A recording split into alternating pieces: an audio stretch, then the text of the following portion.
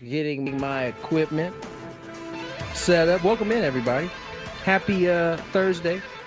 Gwynn Chris, Tony Gwynn Jr., Chris Ello, Matthew Skraby. Cameras are all jacked up. Well, at least my camera's jacked up. Skraby's camera's jacked up.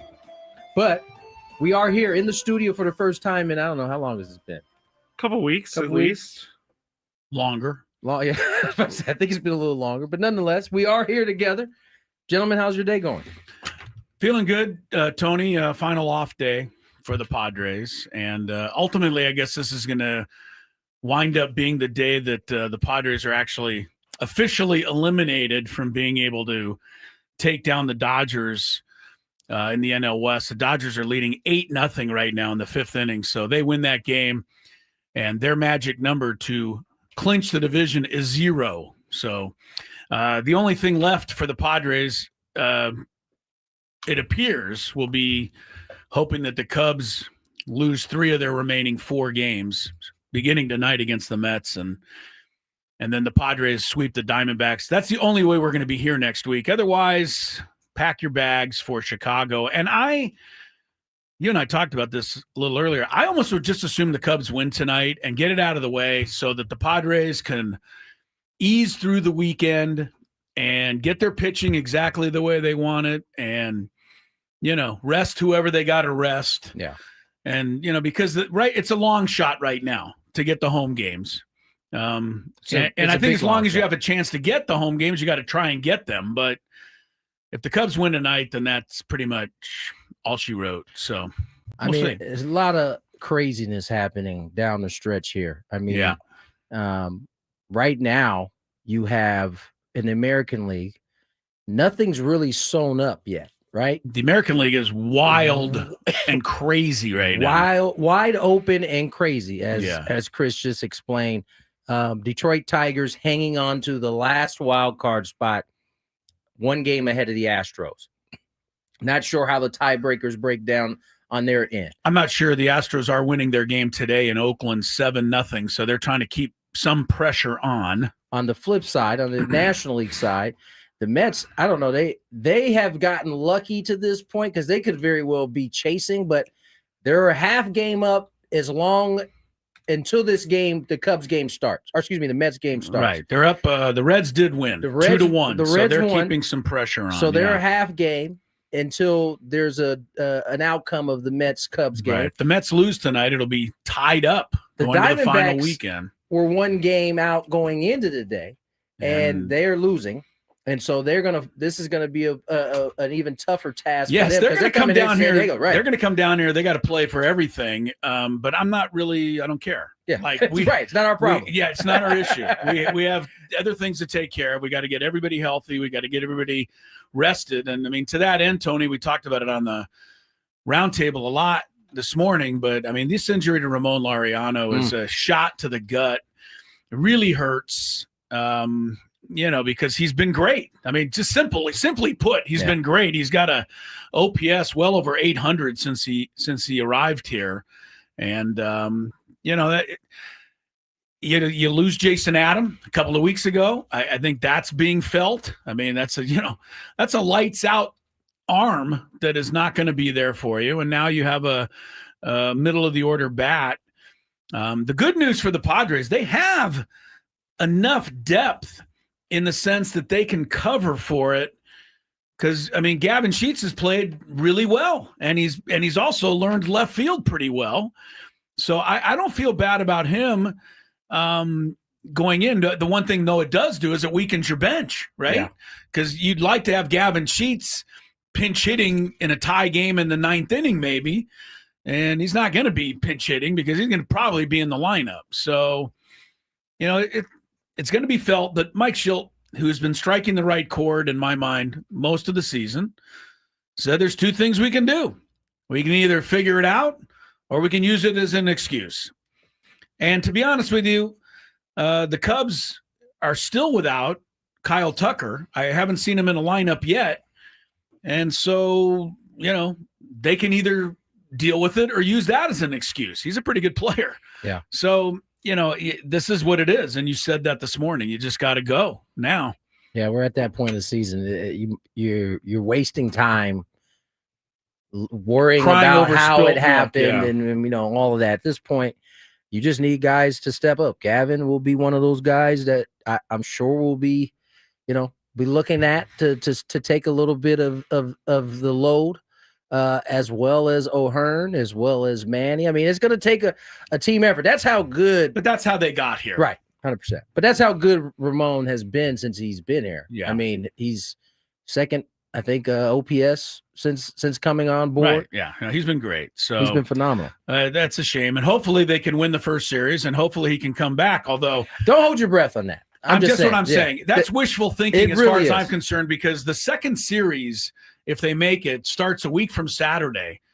So, they're ruling him out of the first series, but the second series is only not that far behind it, right? 8 days away. Right. So, yeah, I'm not holding my breath for that. The thing that I'm most worried about, and we don't know what the rotations are going to be, but we're assuming that we're going to Chicago.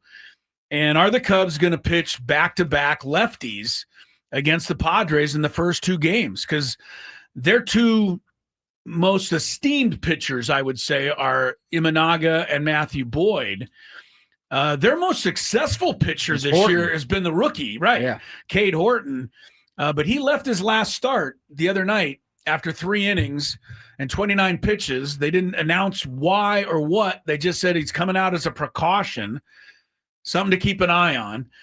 But this kid has a 1.62 ERA at Wrigley Field. And he's 11-4, and he's probably going to be the rookie of the year. But will the Cubs use him, or will they try to take advantage of the 5 lefties that the Padres figure to have in their lineup now that Laureano's hurt, and go with 2 lefties? That'll be Craig Counsell's decision to make. Yeah, I mean, if you're the Padres, in the same way that you can either use it as an excuse or you can do something about it, it's going to be the same thing. Ramon is not coming through those doors. Right, he's not going to play in these 3 days. So yeah, figure it out, and I think they will. I'm confident in the team.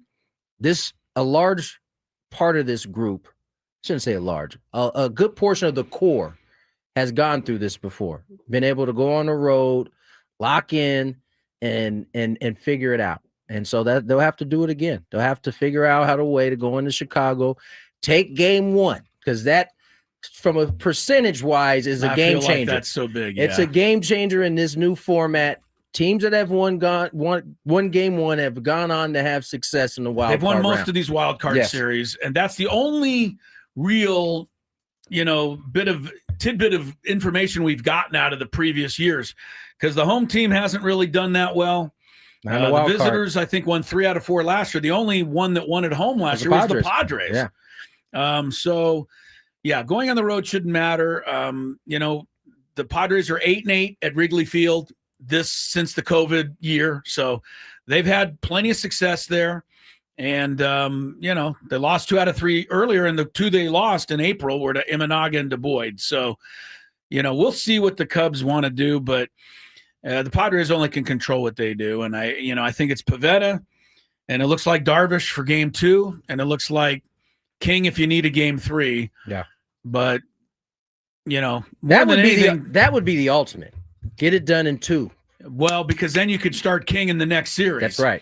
Otherwise, you're going to have another decision to make going into Milwaukee for the first game a week from Saturday. But I mean, that let's decision's hope that coming. That's a problem they have. That decision's coming regardless, but it could be game 1 versus maybe game 2 in the second round. Yeah, because Pivetta will start game 1 on Tuesday in Chicago, but he's not going to be coming back on Saturday for game 1 of the next series. So that's part of the advantage to, getting a bye. You can set your pitching up, but we've also seen it work where the teams that don't get a bye make a big playoff run, and I hope that that's the year for the Padres. This is Ben asked our grades this year for this season to the panel this morning, and you and I both said A for this season. And I think people think, well, you guys are homers, you love the team too much, whatever you want to say. The reason I gave it an A, I think. Oh, okay. Thanks. That's how Skraby's introducing himself to the show today. Yeah, thanks, Twitter audience. The reason I gave him an A, and I think it's similar to what you did, Tony, this franchise has only been to the playoffs now 9 times in 57 years. Yeah. So to me, any of those seasons has to be an A. Just, it's an A because it's not one of the 48 years that we didn't make the playoffs. That's how I look at it. And you looked at it by that, and plus all the stuff they've overcome. Yeah, I think it was an A because of what you said. It's only the 9th time, right? In the organization's history. But I also remember what the offseason was like and what the beginning of the season was like, when there was so much hand-wringing about the Dodgers and it not being fair that they're signing everybody and all of that. And here they are legitimately on game 160 for 161 today for the Dodgers. Yeah. With a chance to possibly still win a division.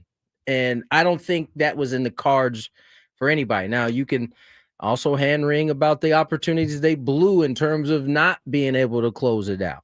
But given that's for people like Skraby, the glass half. I said glass ass empty. Yes. Would you like to try that again, glass sir? half empty. What I meant to say is that's for people like you, Skraby, the doomers over there. I'm not a doomer. You're the leader of the I'm not a doomer. No, doomers annoy me because I think you're quiet. You're You're a closet doomer. Not a doomer. I'm actually very, very positive. If I know you, you already made dinner plans for next Thursday because you've assumed they're going to be swept in the first 2. You are a liar. You are a liar, sir. All right, let's get to break. When we come back, we'll get into the Cubs a little bit, the matchup. Are you worried about the Padres going into Chicago and having to take on the Baby Bears? Let's get to break. More Gwynn and Chris on the other side. Count on Sundays with Manny, the you were the first chip to come in here. What does it feel like getting this organization back to the playoffs in back-to-back seasons? Man, it feels great, man. I mean, it's unbelievable. You know, from that first meeting with AJ to meeting Ron and Peter, you just seen the growing pains of losing, falling short, making it to postseason, making it short, having an unbelievable team, and now being back here back-to-back. I mean, it's just, City of San Diego deserves it, the fans deserve it, and this organization as well. Manny, you kind of put this team on your back through the mid portion of this season when the offense was a little bit waning. I mean, this is kind of what you do. How good does it feel to get them to this point and then have your teammates kind of pick you up there at the end? Oh, yeah, man. I mean, I came here for a reason, was to win and pick up a team and ride, you know, and this is what I do. I've done it my entire career, continue doing it, and I got faith in my boys. I know that I can ride for a team for a little bit, and I know my boys are going to come up there and pick me up when I'm down as well, and they did that this whole month. And they picked me up, and look where we're at, man. We fought, we've grinded, you know, we've gone through the gauntlet as a team, and man, it just feels so good. Feels so good. You guys, you kind of mentioned it. Last year, you guys got to the second half and just rolled. This year, it wasn't that easy. You guys had to really grind it out.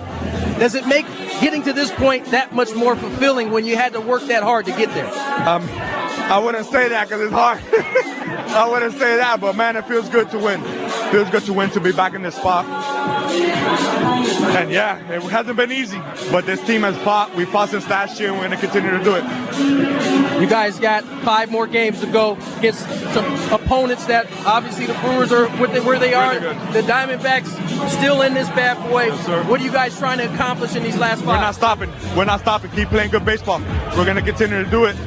You know, this isn't over. We got to get hot. We got to get going now. And we've been showing clips and going, but we got guys fully going. We got guys doing the things that need to get back to, and we're gonna get rolling. And when this business isn't finished, we gotta continue to the end. Congratulations, my friend. Manny, you were the first chip to come in here. What does it feel like getting this organization back to the playoffs in back-to-back seasons? Man, it feels great, man. I mean, it's unbelievable. You know, from that first meeting with AJ to meeting Ron and Peter, you just seen the growing pains of losing, falling short, making it to postseason, making it short, having an unbelievable team, and now being back here back-to-back. I mean, it's just, city of San Diego deserves it, the fans deserve it, and this organization as well. Man, you kind of put this team on your back through the mid portion of this season when the offense was a little bit waning. I mean, this is kind of what you do.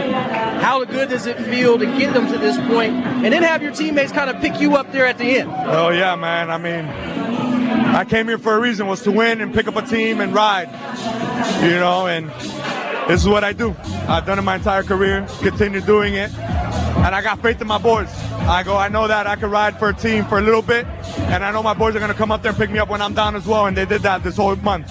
And they picked me up, and look where we're at, man. We fought, we've grinded, you know, we've gone through the gauntlet as a team, and, man, it just feels so good. Feels so good. You guys, you kind of mentioned it. Last year, you guys got to the second half and just rolled.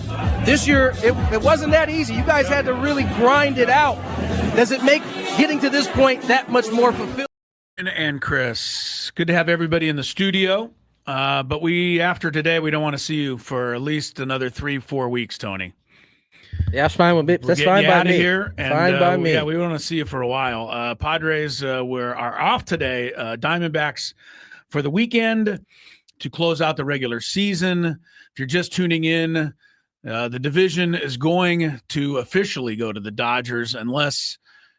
And granted, they have blown leads in the first 2 games of this series at Arizona, but they look like they're just adding right now. Right, they're adding 8-0, and they got runners on here in the 6th inning. So, looks like LA will get the magic number for that down to 0, and then the Padres will have to root against the Cubs starting tonight when the Cubs take on the Mets. But most likely, we're all going to Chicago, or Tony is going to Chicago next week.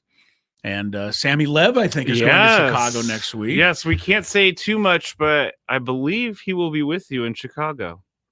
All right, Sam. What do you mean you believe? I just don't want to say anything that I can't take back. Let's just go ahead and put it out there now. Sam, I don't know where you're going to be at, man, because there ain't any room in our booth.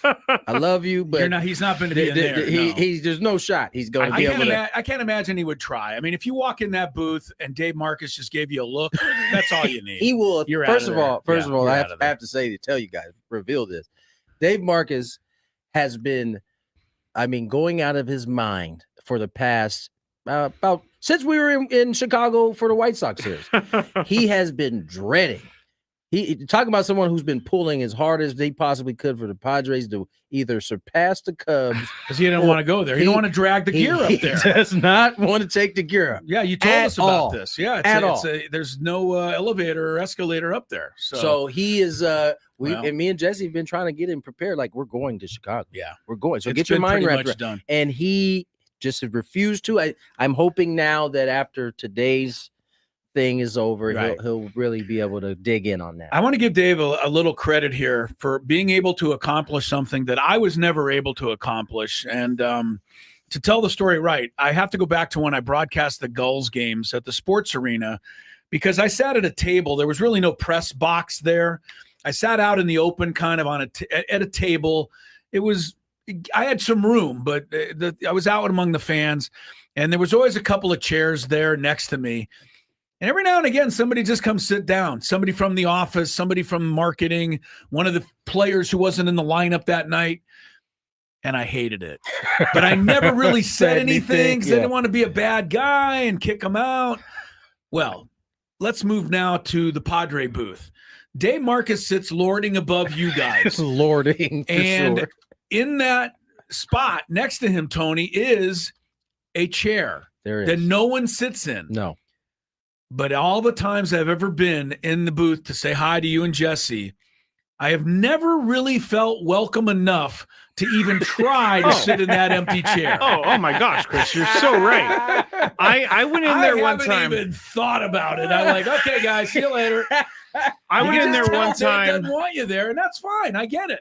Because I would be the same way, but he's able to somehow express that without expressing it. No, I get it. I'm going to text it right now. I hope you're listening. Oh, I totally feel what you're feeling, Chris, because there was one time where I hung out way too long, apparently, because Dave goes, you could go and sit back in the press box.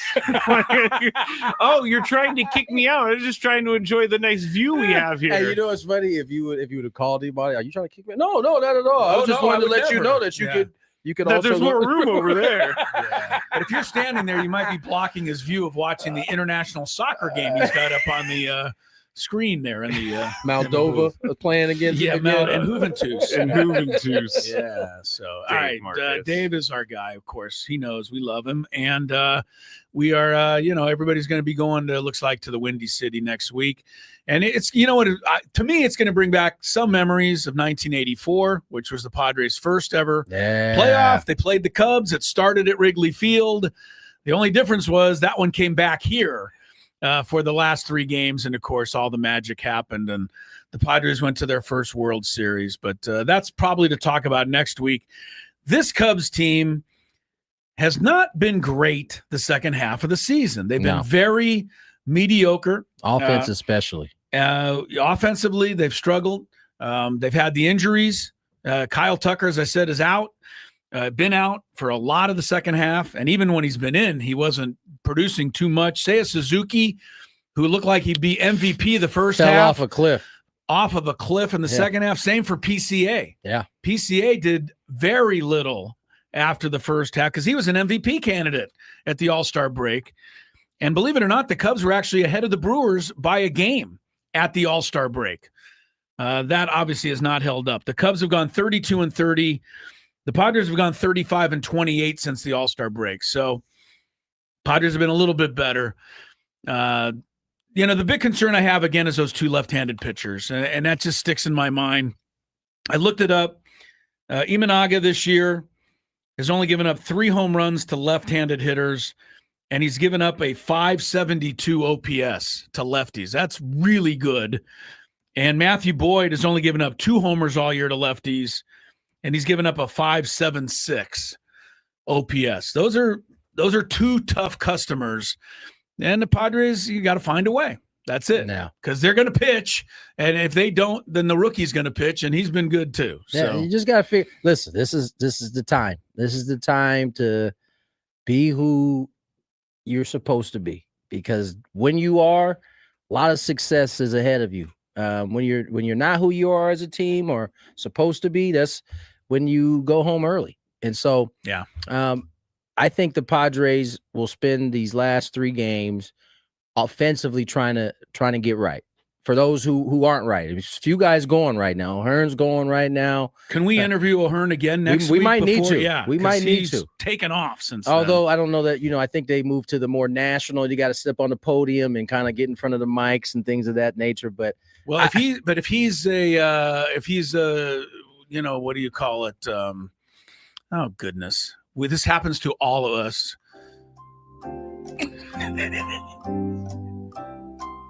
Not suspicious. Oh goodness. The word means you have to do something superstitious. It's a ding, ding, there ding, you ding, go. ding. Hey, give me a bell. Come on, man. Go. I hung with that. I stayed with it. Unbelievable. That was good, Scrape. Your timing was phenomenal. Yes, we have brain old man disease again. But if he's superstitious, maybe he'll come on. That's all I'm saying. What I was trying to say, and I wish I hadn't tried to say it at this point. Yes, if he's superstitious, we could definitely get him back on. But man, listen, the Padres. This is exciting. This is what we kind of bicker about throughout the course of the year. Now the time is coming. It actually hasn't. We still got 3 more games and whatnot. But I got a question for you guys. What you got? Someone on the chat said that the Padres should punt these next 3 games against the Diamondbacks. Well, what does that mean? What does that look like? Yeah, just what are like you gonna do? The comment. Hold on.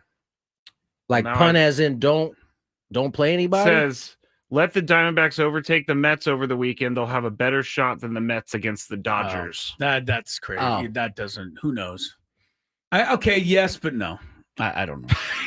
He says yes, but no. That's not an answer. Well, who knows who's going to win between the Mets and Dodgers? Again, the break. We do know about the postseason is that, especially the last 4 years, Diamondbacks have given the Dodgers some problems. They have, but we also know that the postseason or the regular season does not matter when it comes to what's going to happen in the I'm pretty postseason. sure that the Diamondbacks won a pretty big series in the postseason against the Dodgers a couple years ago. They years did. ago. No Went to doubt. the World Series because of it. It wasn't. Doesn't mean they'll beat them again. Yeah, nobody rigged it though, so that it could happen. It kind of just happened, and everybody was surprised that it And went the down Mets that way. lost to the Dodgers in the NLCS last year, but that doesn't guarantee they would lose to them next week. And the Dodgers beat the Diamondbacks last night, and they're up 8-0 right I now, don't too, know. so. I don't know what the Padres can do about punting anyway. They only have 26 guys on the roster.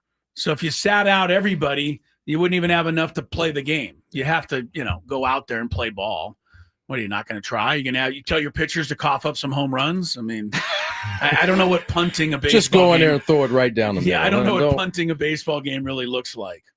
Okay. But I appreciate the idea. I mean, do you? No. I get why people think that way sometimes. I don't think it's crazy to think that. I mean, it is kind of when you actually think about it, like sitting a team out there to just like To lose, go through the motions. I think that would look crazy. You're probably right. That does, and it's very hard to lose a baseball game. Final score: Diamondbacks 38, Padres nothing. Well, we punted, guys. Yeah. No, Mike Schill will never punt. Yeah, I don't think that's in his DNA. No, I don't think so either. Good point, Skrabe. Thank you. All right, we are going to get into some more of this playoff preview. We're going to try to figure out what the Padres' 26-player roster will look like. As Tony said, we'll get a little more in depth into the Cubs, give you a little more familiarity with them, and take a look at what else is happening, what else is likely or not likely to happen next week in the playoffs, because so much of it is up in the air as we head into the final weekend. We also haven't forgot about our soccer fans on Thursday. Neil Sika, play-by-play MLS season pass, going to join us in the 3:00 hour as the Chrome gets ready to go to, I think it's Atlanta this week. I got to keep track of my The Chrome what? schedule here. The what? The Yeah, Chrome. SDFC, that they're calling him the Chrome. Is that what we're going It's with? one of the This things. is a Chris thing. You think so? It was online. I haven't really seen it many places else. If you type in Google the Chrome, it'll come up that it's SDFC. what they call our team. So I don't know why Love you it. think that's a Chris thing. They are playing the Earthquakes My bad. Saturday. That's what I meant. Yes. San Oh, Jose. you did? Yeah, Okay. Atlanta, San Jose, same thing. We'll have MLS. We'll also have our NFL picks later on and Big Five, and we're here till 4:30 because there is Thursday night football tonight. But this game is for the birds. Haha. All right. It's the Seagulls and the Cardinals. Yes, I'm superstitious is the word. Yeah. There you go. More Gwynn and Chris coming up after this break to get my brain right. Ben and Woods on the Fan.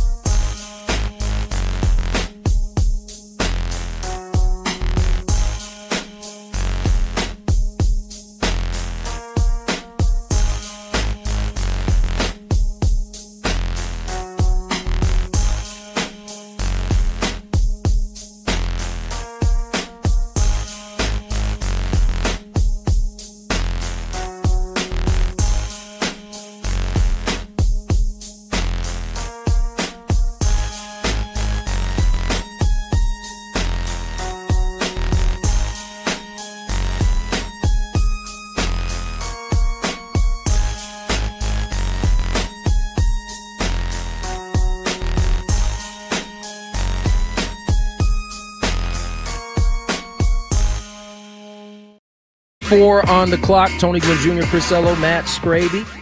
We will be diving into the Padre roster for postseason shortly. But first, I kind of want to talk about something a little more serious, something that has touched my life and has touched many people's lives out there. And we're talking about cancer. And this comes up because a family friend of mine is trying to raise awareness.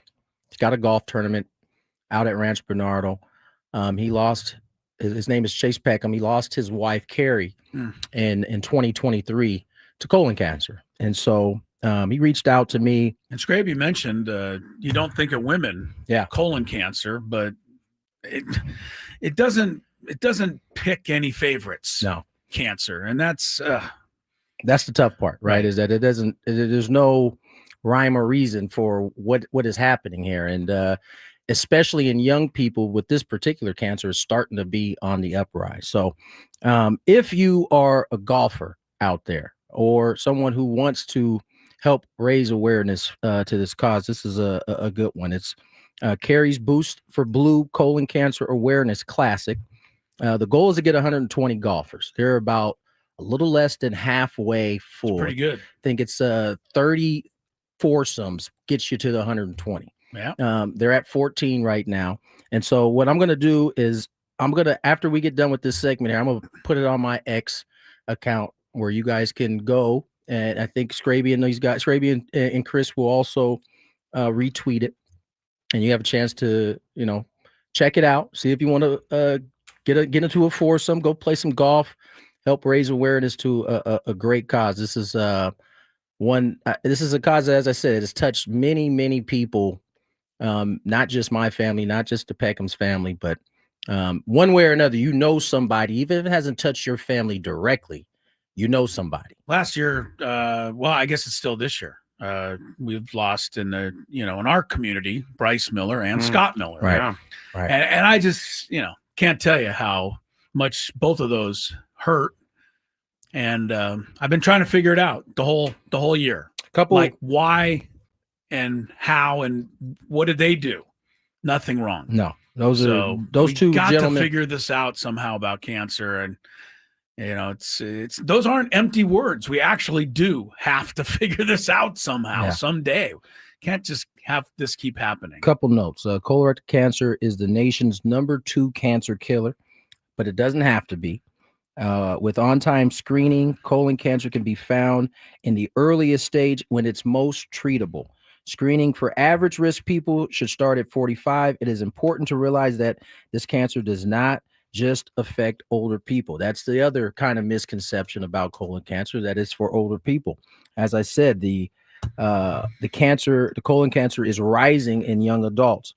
That's why if you have family history of colon cancer or experiencing symptoms like unexplained weight loss, a change in bowel habits, or blood in the toilet after going to the bathroom, you should talk to your doctor about getting screened for colon cancer ASAP. Again, I'm going to put this up on my X account right after we get done with this segment. You guys can go donate, however you want to contribute or help raise awareness. It would be greatly appreciated. So I thought we'd start there before we got into this roster part, which is a little bit more fun.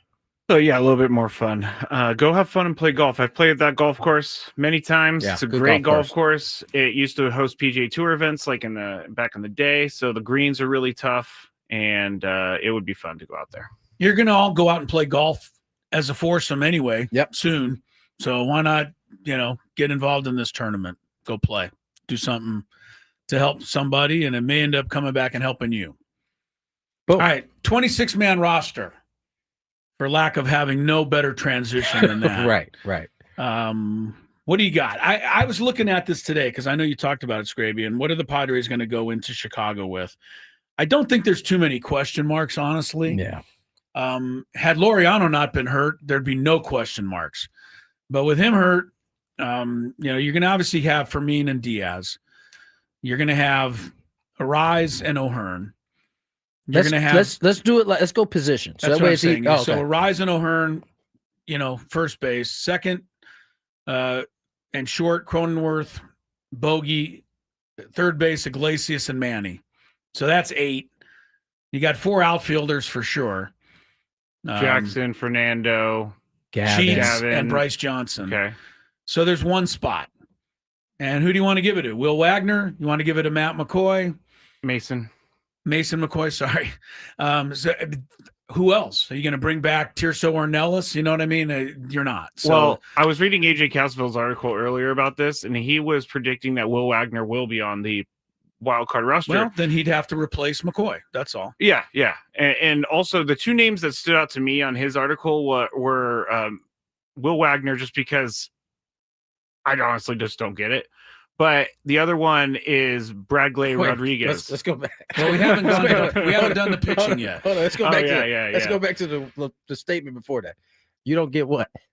I don't get why Will Wagner's getting opportunities. I haven't seen. I mean, I know that there's a reason he's there, and I know that they know more than I do, but I haven't seen much. Who would you like the opportunity to go to? It's a great question. Didn't think you're going to put me it's on gonna the stump spot. Good, didn't. Well, they don't have anyone else. That's Greg. really what it boils That's down what to. they have right now. I personally, nothing against Will Wagner. Do not want to see him taking a bat in the playoffs. You want Mason to take a bet? I do not want Mason McCoy. Skraby. There's a 1 extra spot. There's no guarantee they'll get it at bat, but someone has to have the spot. No, if Laureano's finger was fine, we wouldn't be It's talking not. about It's this. not. So move on. It's not. All right. So the question marks are going to be on the pitching staff. And you've mentioned Bradley Rodriguez. Let's start with who we know is going to be on there. We know Pivetta, Darvish, and we know King. I don't think we know for sure that Cease and Vasquez will both be on it. There's really not a lot of reason to put Cease on there unless you plan on using him in long relief. So why have Cease take a spot that could go to a reliever? Remember, you can change your roster for the next round. So that's where I think your guy, Rodriguez, comes into play, because obviously the bullpen, you got to have Suarez and Mason Miller and Estrada and Morejon, and you're going to have Yuki, and you're going to have Peralta, and you're going to have David Morgan. So those 7 are in. But what do you want to do with Cease and Vasquez? And then there would even be 1 spot beyond that. So is it Rodriguez? Is it Kyle Hart? Is it both of them? I'm not sure. I think I'd carry Vasquez on the postseason, because I think he would be pretty fun if I needed a 3rd or 4th inning covered. And he's done it out of the And he's pen. done that. Yeah. So I would do Vasquez. I might actually not have Cease active for the Cub series and give myself another arm. I want Kyle Hart because that's a 4th lefty. Yeah. And you can never have too many lefties for matchup. And he's been pitching well lately. Right. So then, I think that's interesting to say Bradley Rodriguez maybe over Cease. But we'll see. See, I found it interesting that both thinking. Woods and Tony this morning thought that coming out of the bullpen is not something that Dylan Cease would be set up best for. But like for me thinking, and if that's the case, then I don't want him coming out of the bullpen if he's going to be all cattywampus. But for me, like having him in the bullpen and you saying, I need 3 outs in the 6th inning, go get him for me. I think that's a perfect spot for him. But again, I am not a starting pitcher and I don't know how he goes about his business and all that. None of us do. I mean, we only can go off what we've seen. And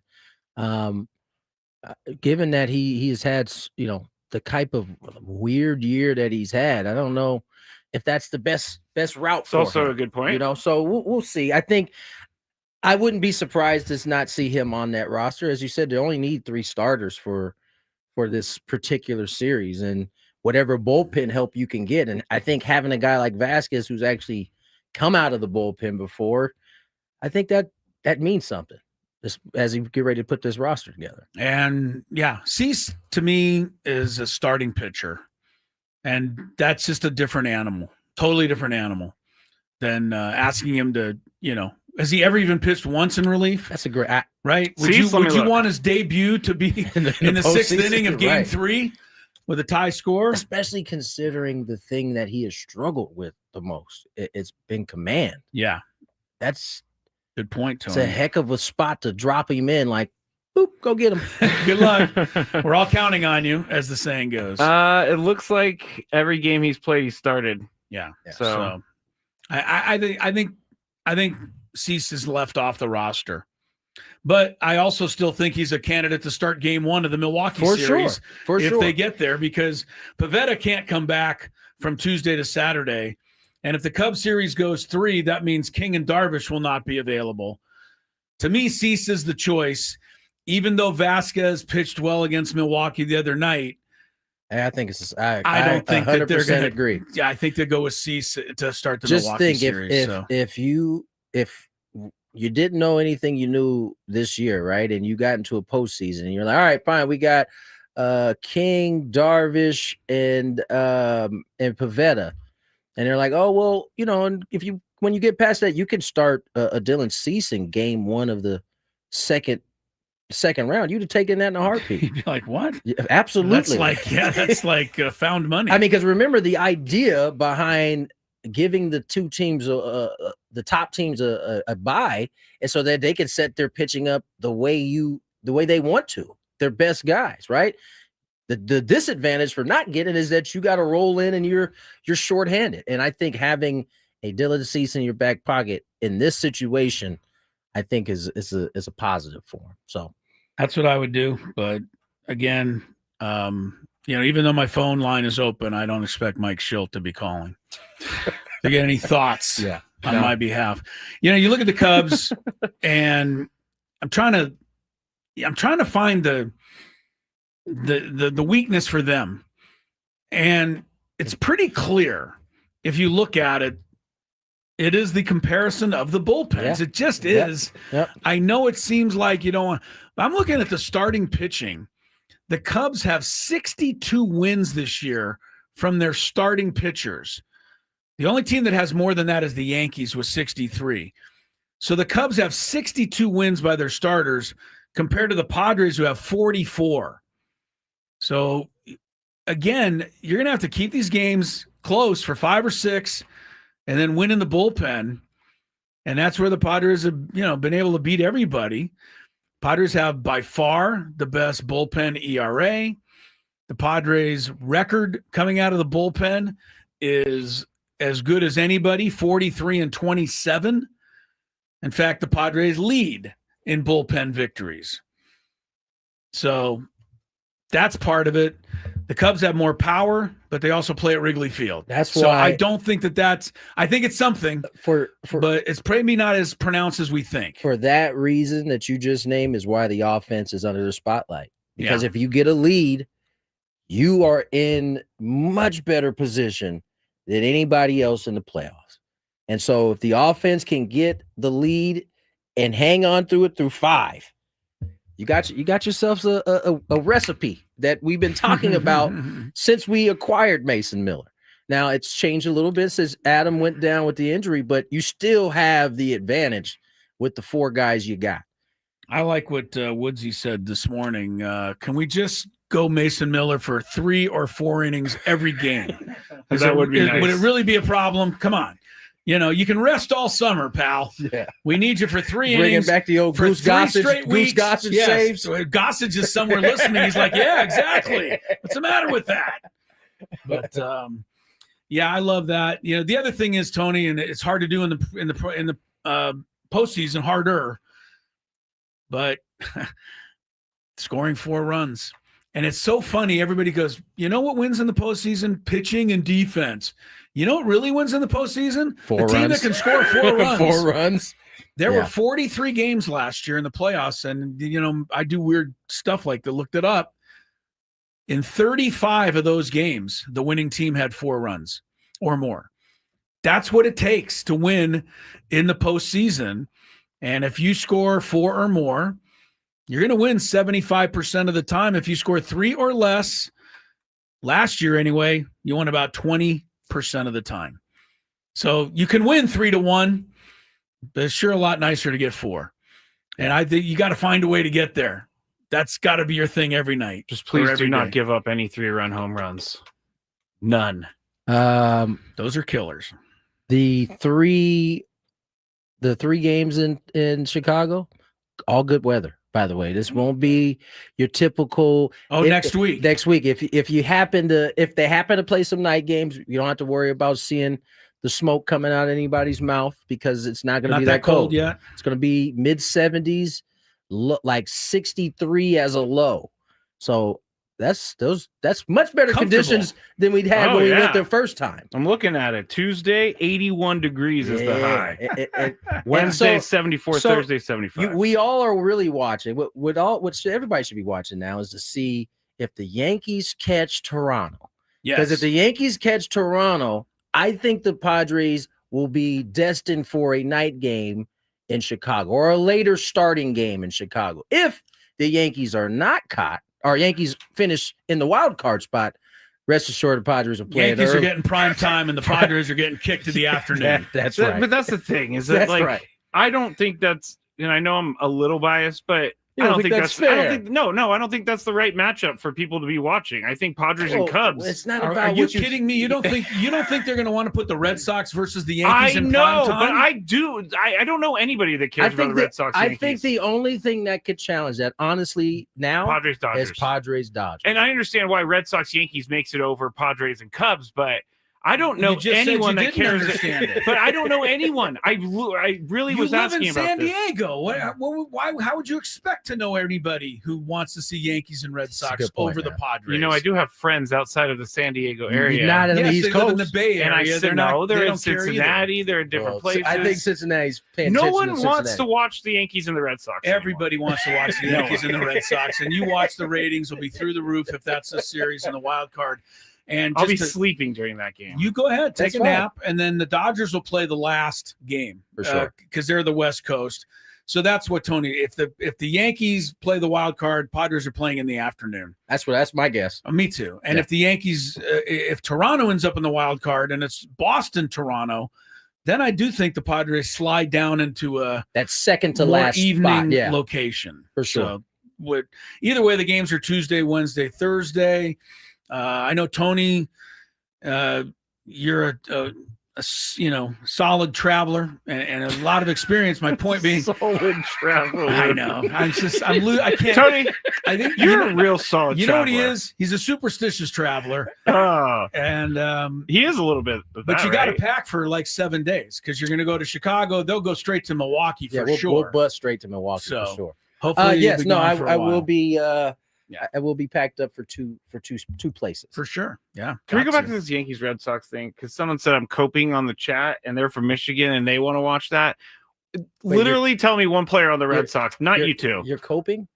Coping. I don't know why I'm coping with something, but okay. No one really knows anything about the Red Sox. The Yankees are always put in our face, but there's no excitement. Like, to me, I don't think of the Red Sox and think this is going to be the most exciting game in the world. I don't think. Unfortunately, Skraby, you're speaking just on an island by yourself. Because the Yankees please come to my rescue. The Yankees and the Red Sox are not coming to your rescue because everybody else knows it. Yeah, they're the biggest rivalry in the history. I can't wait to see Giancarlo Stanton ground into a double play and then have whatever his name is. He may very well ground into a double play, but it will be in prime time. I can guarantee you that. I'm not doubting that. I know where the TV executives think it's at. And when Seiya Suzuki grounds into one, it'll be in the early dusk of the afternoon. Oh, we'll never even know that it happened. If Seiya Suzuki grounds into a double play at midday, no one hears it. So. Wow. Skraby is you are really funny. Oh, Tyler says America has Trent Grisham fever. So Trent Grisham is balling, by the way. He's had a season to remember. Oh my gosh, I'm getting crushed for this. Not crushed. I shouldn't say crushed. It's a bad take, man. Yeah, it's a bad. It's a bad take for me to say I'd rather watch Padres Cubs over Yankees Red Sox. It kind of comes off as whining because it's not. It's not. Your bad take is that that no one wants to see the Yankees and the Red Sox. That is a bad take. It's so funny how things change because that's exactly what you said. We've been talking about it all year about how no one cares about Sunday Night Baseball when Red Sox play the Yankees. No one cares. Ooh. I don't know about Gotcha. No, you didn't get anything. You got nothing. They're saying the Yankees and the Red Sox, two gigantic brands. I don't care. I'm not saying that they're not gigantic brands. What are you saying? I'm saying that their games are going to be boring. We'll see. Because they'll be in prime time. We'll find out. Watch, now they're going to be like 15-14, home runs everywhere. Had some pretty memorable games over the years. Just saying, Scrape. You make it seem like they. Thank you, Cody. No one west of the Mississippi cares. He's right. That might be right about that, but there's a lot more people east of the Mississippi. Right. So there's that point. All right. What first hour in the can? Second hour, we got a little daily gambit coming your way. More Gwynn and Chris. Friday time and time for our regular Friday visit. And today we bring in Gavin Sheets from the Padres as the Padres get set to start the 3-game series tonight against the St. Louis Cardinals. Gavin Sheets last joined us at spring training.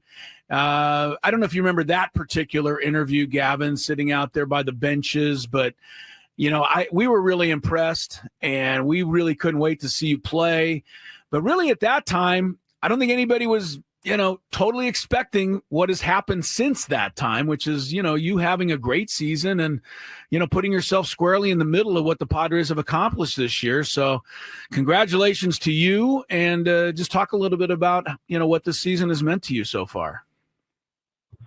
Yeah, I think that obviously I do remember that the conversation we had out there in completely different times. And no, I think that, kind of when I was talking to you then too, it was just, looking back at this off season, the things I wanted to accomplish, the places I wanted to go. And, I wanted a new change of scenery where the excitement was there and where the goal was to win a World Series. And I think, you look now, we're at August 1st and, at this point right now, I've matched some career highs. And I think that after we saw what happened yesterday, I think that the goal of winning a World Series is right in front of us.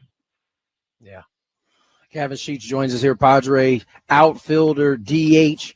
He's kind of done a little bit of everything for the Pods. And Gavin, let's talk about the process, because we knew from having that conversation in spring training what your goals were, the things you kind of wanted to accomplish. But I know as you go through the season, you kind of have to be able to be flexible in how you are going to manage all of this. You've had times where you've been hot.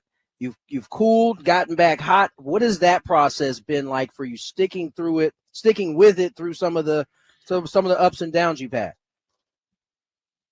Yeah, I mean, it's the beautiful thing of baseball is no matter how hot you are, how cold you are, you got to come to the ballpark the next day and do it again. And being an everyday guy for the first time in my career has been incredible. And I think you learn how to handle those things, and you kind of learn on the fly. And you battle with, soreness and all this stuff that goes on, and showing up to the ballpark every single day and bringing it, and, dealing with slumps, dealing with hot streaks. And I've just enjoyed every second of it. Worldly, the roles might change a little bit going forward, but, whatever it is and whatever I need to do, and, the goal and the work ethic and all that still stays the same going forward.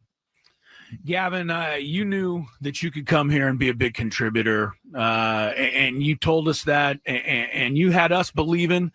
I imagine that everyone was confident in your ability, when they put you in the lineup opening day. But how much did it mean to you personally and in terms of feeling a part of things to get that home run on opening day, just contribute right off the bat, kind of signal to everybody that, yeah, I'm going to be around to help this club this year?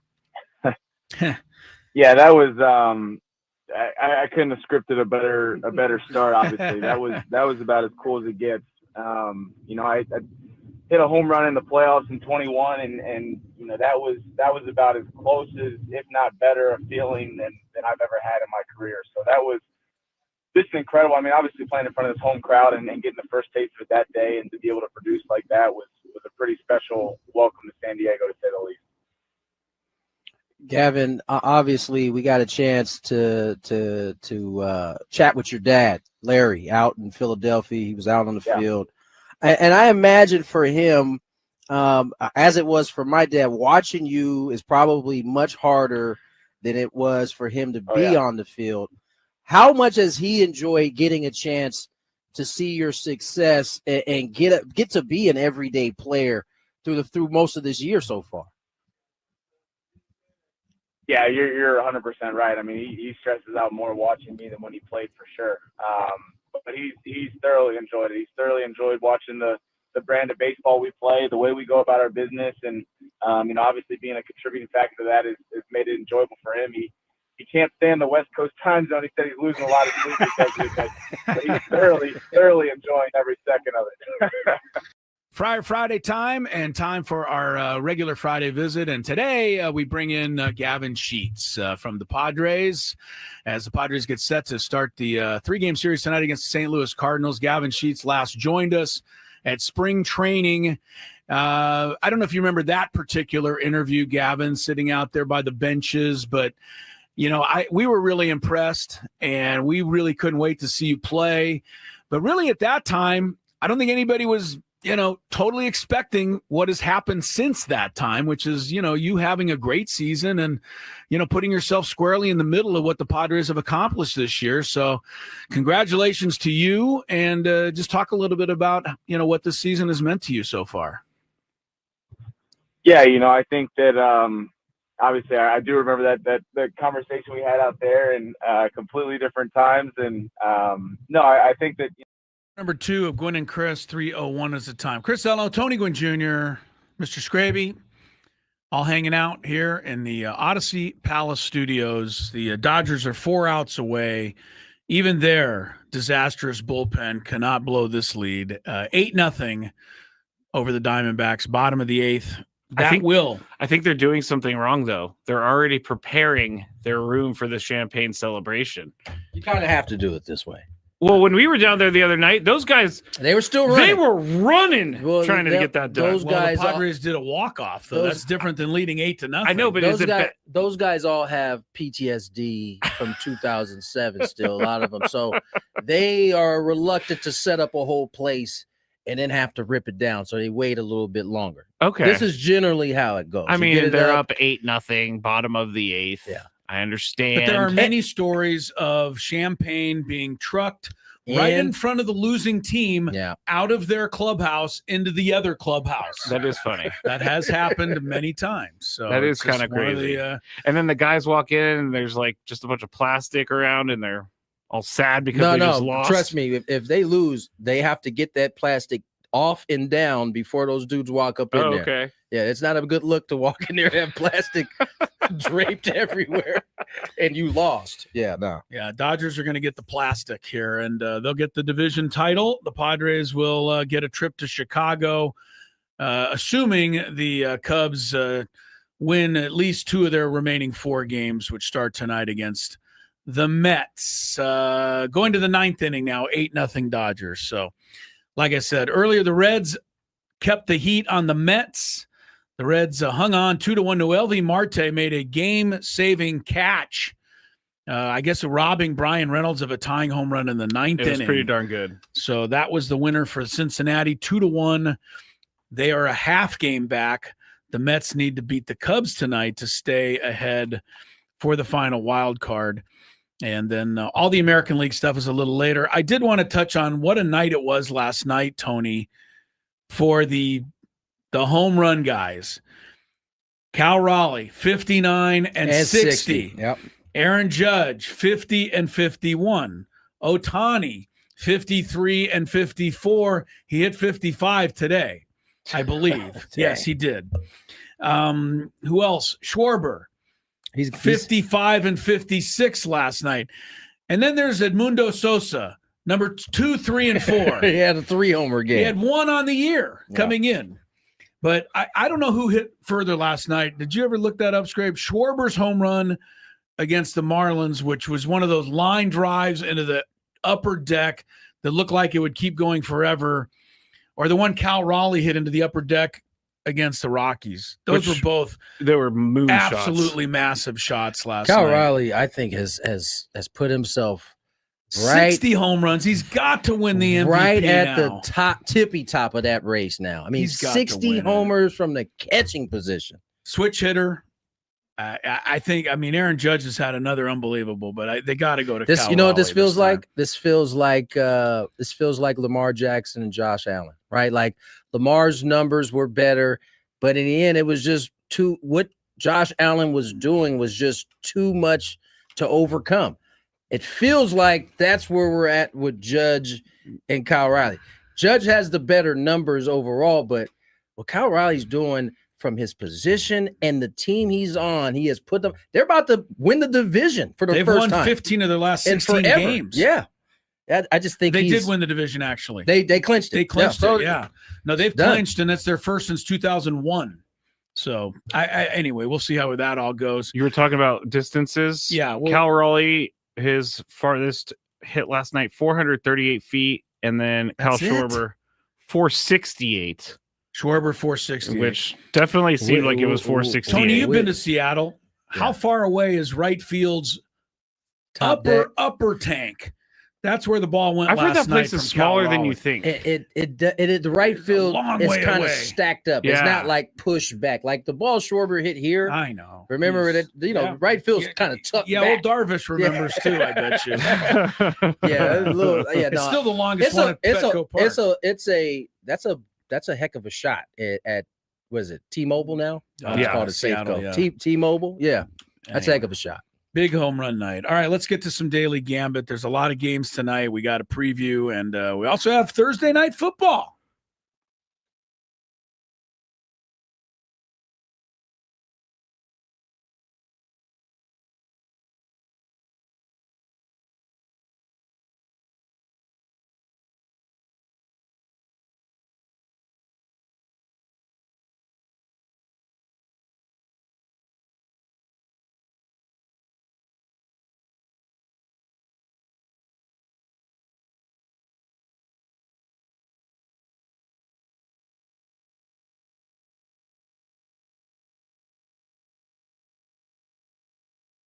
Daily Gambit is our daily sports betting segment here on Gwynn and Chris. Please, everybody, gamble responsibly. We're not going to review the bets we did a couple days ago, so Chris, take it away. Quick correction. Ohtani did homer today, but today was his 54th. Yeah, that's what I thought. I was like, man, everybody's just hitting 2 home runs in a game now. Yeah, they're counting them 2 at a time. Skraby is 10-5 this week. Chris says 8-7. Tony's smarter than the rest of us. He's 0-0. Yeah, nil. All right, let's start with baseball. Mets at Cubs. Big game, both sides of the ledger. Mets on the road are favored by 1.5. The pitching matchup is McClain, the rookie for New York, and Imanaga, probably making his last regular season start for Chicago. Skraby, why don't you lead us off? Mets on the road -1.5. I mean, the Mets are pretty much on their last legs. I think the Cubs do it tonight. So I'm gonna go Cubs. I'm rooting for the Cubs, but I kind of want to see Imanaga get hit around a little, get banged around a little bit. I don't want him going in with any confidence next week. But I'll take the Cubs because I just let the Padres kind of just drop hold of that dream and just, get everybody mentally ready to go next week. All right, Tony, anything here? I think the Padres can still, let it go, even if the Mets pull off the victory today. So I'm going to say the Mets, all right, with the hope that they get it and give the Dodgers a little bit more than they want to handle. Mets will need to win to stay ahead of the Reds for sure. All right, who gets more strikeouts in this game? Is it the rookie McClain or is it Imanaga? I'll go with Imanaga. The Reds have the tiebreaker in that too, by the way. Do they? I think so. Yeah. I'll take Imanaga. He seems to get a lot of strikeouts at home. I don't know this rookie for the Mets, but I know he's pitched really well. McClain, Nolan McClain. Oh, yeah. He's pitched really well. Is it me? Yep. Yeah, you're up. Give me McClain. You'll take the rookie. Scrap. I'll go with Imanaga. Cleveland -1.5. Detroit. I looked this up last night. In the middle of July, Cleveland was 15.5 back. On September 4th, they were still 11.5 back. That's 3 weeks ago. Incredible. Cleveland's gone, I think, 17-2. Detroit has gone 1-11. We're going to talk about that a little bit in the Big Five. And if Cleveland wins, they go up by 2 games and have the tiebreaker. So they can almost kind of wrap up the division tonight. Man, that is a sad offseason for Tigers fan and player. Yeah. Tony, what do you think? Are the Tigers going to find a way to get one here? I'm going to say yes. Says yes. Scrape? I'm going to go Tigers, too. Really? Yeah. I'm going to say Tigers because Tariq Skubal was nice and went to visit the guy in the hospital. How about that? Yeah. Man, that dude Got a ride from Stephen Vogt. Got a ride from the manager? Yeah. The manager of the Guardians. Not to like with Mr. Skubal. Skubal, yeah, seems to have it together. Who scores more runs? The White Sox Yankee game. Wait, there wasn't even a Guardian in anymore. there. Yeah. I'm having quite the day. You're off to a hot start, I man. am. Is it the White Sox Yankee game or Red Sox Toronto game? Total runs, which game scores more? Scrape. The White Sox, we saw a little bit. I mean, all three teams can hit except for the White Sox, so I'm going to go with the Red Sox and Toronto game. Boston, Toronto. I'll take the Bombers game. Bombers are putting it on thick right now. Who are the Bombers? Yankees are the Bombers. Bronx Bombers. Which game, Tony? Yeah, More give me runs. White Sox Yankees. All right, you got it. All right, let's go to tonight. Seahawks -1.5 at the Cardinals. Scrappy will like this. Both teams are 2-1. Both teams have lost 2. Ha Yeah, thought you'd like that.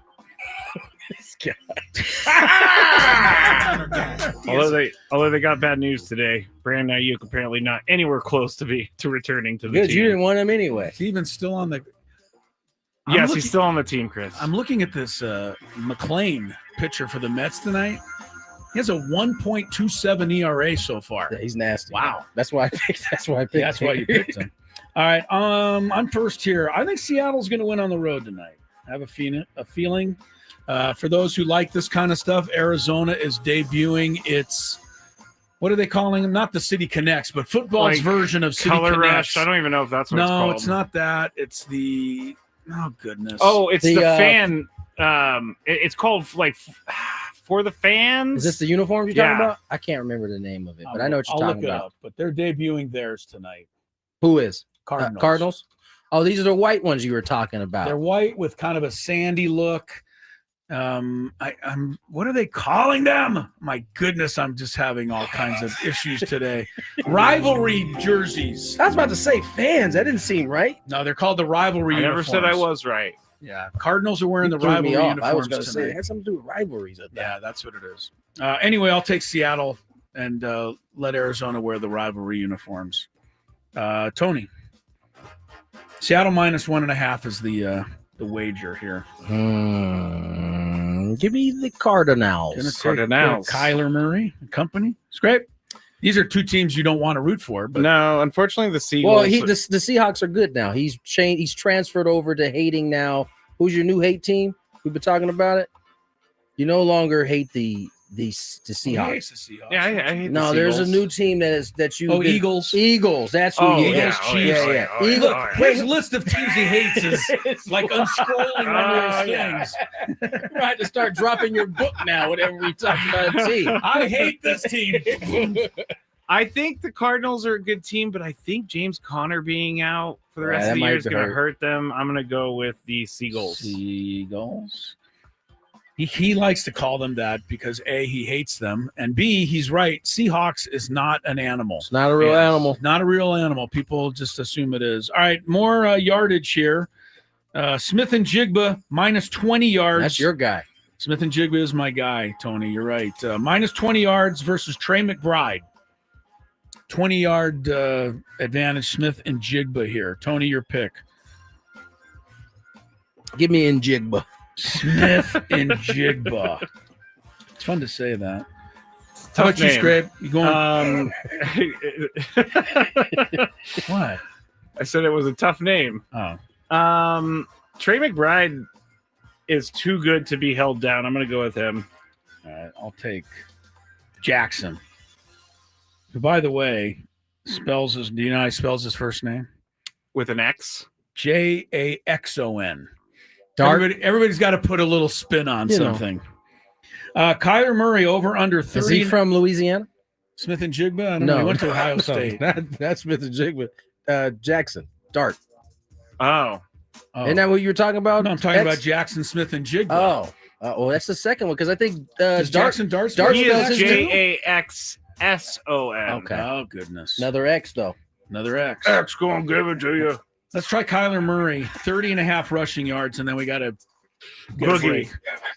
33.5 rushing yards? 30.5 for Kyler Murray. You're up. Rushing. I say that he hasn't been running as much this year. I'm going to say under. Under.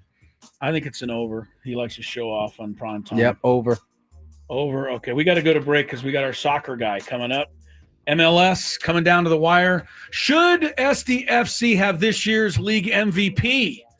We'll discuss when we come back. Is there traffic? Nope. Then we have a break. At Verizon, lock in our best price ever. Tony, you much care more. to, Tony, I don't know where Tony went. because Tony I see the normally- corner of his room. Oh, well, hopefully he'll be back shortly. Harbaugh, I'm not sure where he went. I might text him to see if he's okay here in a second. hope he didn't. Yeah. Did you think he fell in the shower or Well, I hope he something? didn't meet with foul play. You think he met with foul play in our commercial break? I don't know. I mean, he is in New York City. So. He's in New York City. It could be, you never know. All right, we'll just go forward. We're just going to go forward without Tony. I'm sure he'll rejoin us when he gets a moment. Everybody stare at that box in the top right corner because it's just the corner of his room. I'm going to look now. I'm kind of intrigued. Oh, someone says maybe he's in the bathroom. I don't know. He's been known to go there, as have all of us, frankly, but him more than most. Over under, Tony just forgot that he was doing the show. That's not nice. Yeah, so maybe that's what they're thinking. You know what just hit me, Chris? No. What if Tony went out to get like ice or something and he forgot his room key? That is something Very that well he possible. is more than capable of doing. Because he would never be gone this late, this long, with knowing that he was on the show. No kidding, man. We took a commercial break like 5 minutes ago, and he has not returned. I'm going to text him. Like, are you out in the hall trying to get into your room Say, right now? Everything okay? Oh, no. This Question is mark. scaring me. No. Did you hear back from Tony yet? No, I'm thinking Something. he locked himself out. He doesn't have his phone because it's in the room, so he's down at the front desk or something. I don't know. I'm sure there's a story in here somewhere. There's definitely got to be a air. story. Anyway.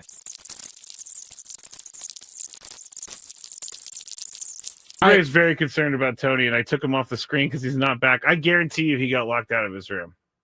I don't think you're wrong because that makes sense. But how far away is the lobby? Of course, the New York hotel, it could be one of those ones where you got to wait a while to get up to the... And he's just sitting in line.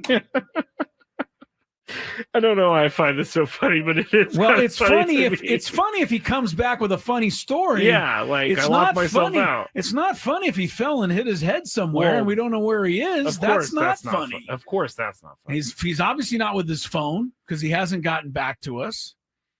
Has Tony locked himself out before? Not during the show, but I'm sure he has at one point in his life. Of all people, Tony would certainly seem to be one who would do it. Oh, August also says, Clinton said, got to use the key card for the elevator too. So maybe he's just stuck. Can't even get down? No, you don't need the key card to go down. Okay. You only need those to go up. You should be able to get down to the lobby to say, hey, I locked myself out. In New York City, but if we do, can you go to the Padre Hotel and knock on Tony's door? We don't know where he is still. No, still hasn't come back. And I turned on It's been 20 minutes now. I know. Now I'm starting to get a little worried. Yeah, where'd he go? What happened? I don't know. I would call the front desk of the hotel, but I have no idea where they're staying. I don't know where they're staying either. And when you sent him a text and said, is everything all right? We have not heard back from him. He is still not back in his room. I bet you he is standing in line in the lobby as we speak. I'm trying to get his key back. Someone said text Jesse or Dave. And it's really not a bad idea. Maybe at the next break, though. Yes. If we get to the next break, we got to text those guys so that they can go make sure he's okay. Because I don't know where he is. It's crazy. Dave Marcus is probably the one to text. We'll text Dave. Because he's I mean, Jesse could be doing anything, but Dave's always there ready to go. You're trying to say Dave has a whole.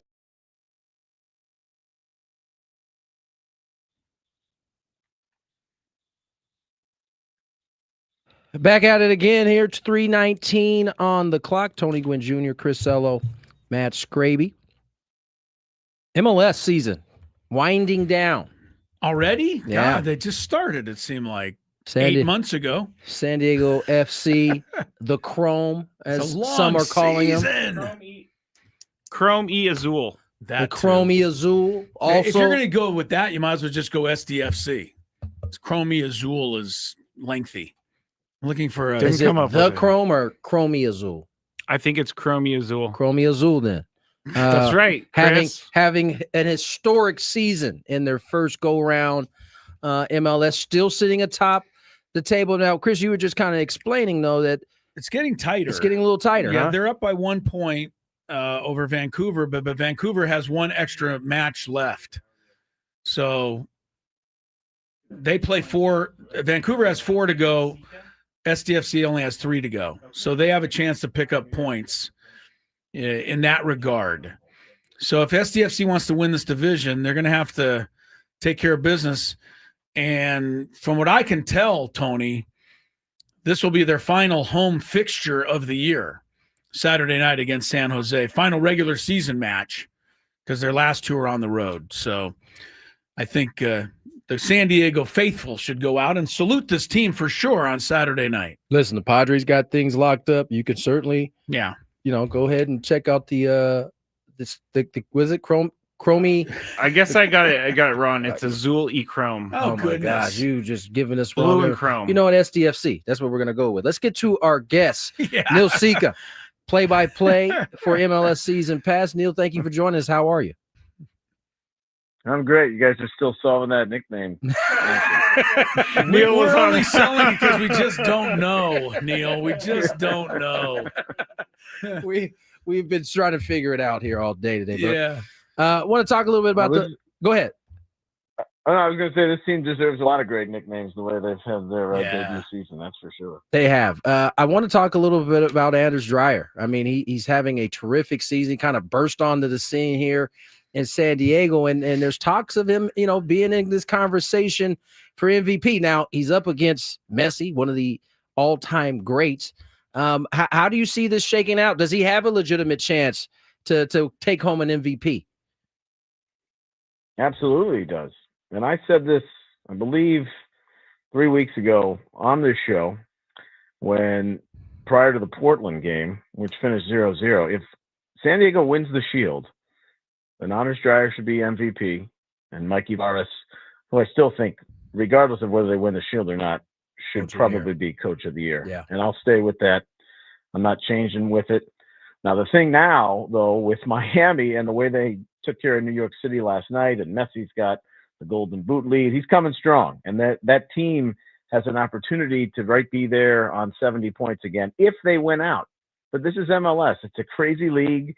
I wouldn't be surprised if, with the games in hand, they trip up somewhere along the line, maybe lose a couple of points or two. They still got to play Nashville and Chicago.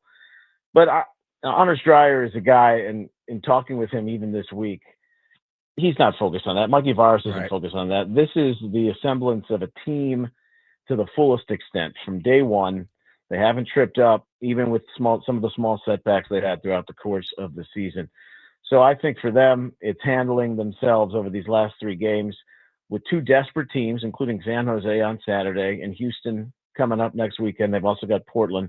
And they're great tune-ups for the postseason because that's a completely different animal than what they're going to face or have faced already in the MLS regular season. But I'll stick with my prediction. If they win the Shield, then I think he's the MVP, and I still think he should be darn near close to getting a lot of votes for it regardless.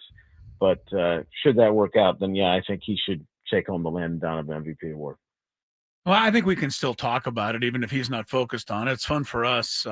Sure, absolutely. That's a fun discussion. For sure. My question is, can Anders Dreyer, with the great season he's having, will the rest of the world that follows, MLS, even be willing to give him an award over a guy in Messi who's basically considered the Babe Ruth of soccer? That's the question I would have. I mean, I think it should be a 1-year award, right? But Messi carries a whole lot of, wonderful traits. All right. Yeah. I mean, there's been no one like him, and now he's playing in our league. So the optics of that, clearly, with the way he's in the conversation now to score the most goals in the league, and I think that's obviously going to be heavily weighted on the voters, or at least someone who's mesmerized by not only the overall body of work, but what he's doing in this current state. Yeah. Because I still think San Diego has been a better team throughout the course of the season. Miami has these juggernaut players that can, especially with him leading the way, win a game at the drop of a hat. But there's never been a back-to-back MVP winner. Clearly, he's setting himself up to be in that conversation. But again, to have a debut season for a team that's never won a supporter shield and also set the points record, which is going to happen for a first-year team. And you were talking about the final regular season home game coming up. I mean, that's something to celebrate in itself. The fact that a single point gets that done come the weekend time. So there's a lot to rejoice if you're a San Diego fan. I still think even if Dave Messi does win the MVP, this is still a team I think set up that can make a deep run in the postseason, and it's been a hell of a year regardless. And if you're being compared or even in the conversation with a guy like Messi, for someone who was essentially entering his prime, he's played in 8 different clubs in a 5-year span, Anders Dreyer, and you may have never even heard of the guy if you've been an MLS fan, to put yourself on the map in that, when Chucky Lozano was supposed to be the headline name, that's even a bigger feather in his cap. Neil Sika joins us here, play-by-play for MLS Season Pass. And Neil, here's a question now. You kind of segued this next question to you. Postseason and all the other sports seems to have this kind of trait where there's a level up once you get there. Everything kind of tightens up. What does it look like for those of us in San Diego who haven't experienced the MLS playoff? How different is playoff play versus regular season play? Completely different animal. I think the intensity, whether you're a soccer purist or want to say, playoffs don't belong, or we need a home and away, whatever the format may be, and it's been kooky at times throughout the history of Major League Soccer. Like, I'd be in favor of just a single elimination game like they had a few years ago. Now you've got the best of 3, and I understand that if you've had a really good regular season, you want the reprieve in case you don't win that first game, then you're not prone to an upset. But it's a situation where matchups matter, and the old guard, like a team like an LAFC who's coming on, and it's become very scary now with the Son Heung-min and Bouanga combination, Seattle, and arguably one of the greatest coaches now in MLS history, and Brian Schmetzer, and the way he gets that team to operate in the postseason. You hear this in multiple sports. It's all about the matchups. But I think San Diego has built themselves on a team that they're going to play their style, hell or high water, and it's been successful throughout the course of this first year. What's plan B, or to work around that when you get into these situations in a matchup, say if you're playing in a best of 3, where they're going to take away your best options. They're going to take away the Tversky building through the midfield. They're going to take away those runs of Dreyer or Lozano. And that's where the element of depth comes into play. That's the one question I have with San Diego right now. Can Ingvarsson get healthy enough? Can they rely on whoever's playing that number 9? And I really do like the Corey Baird acquisition. He played, I thought, an excellent game in his first start before he got the groin injury, and now they're trying to bring him on back. So to have those options against the best teams, or the teams who have been through the playoffs before, who are going to take that away, makes it fun, makes it just a chess match to enjoy. But that's something that I think San Diego will have to look at when they get to that element of their season. And I think the fact that they've got 2 games here coming up against desperate teams, or at least giving that type of a feel, is going to make them prepared for what's ahead come October. Neil, last thing for me, you talk about matchups. So let's look real quick ahead at the West. If San Diego could have a perfect path or the most difficult path, what team style, on paper presents them the biggest challenge, and maybe vice versa? Is there anyone that does kind of set up well for them? Well, I look at 8, 9. I would still pick them to go through, whether it be Colorado or Dallas. Dallas has kind of come on here late, but I think they're still figuring out their identity by and large and relied on the Musa-Farrington striker partnership. Colorado's tricky because they can, they trade away their top player, Mihailovic, during the course of the middle of the season, but yet they've still got this rigidness. And they played a 4-2-2 against San Diego, a game that I had back in the spring, congested the middle.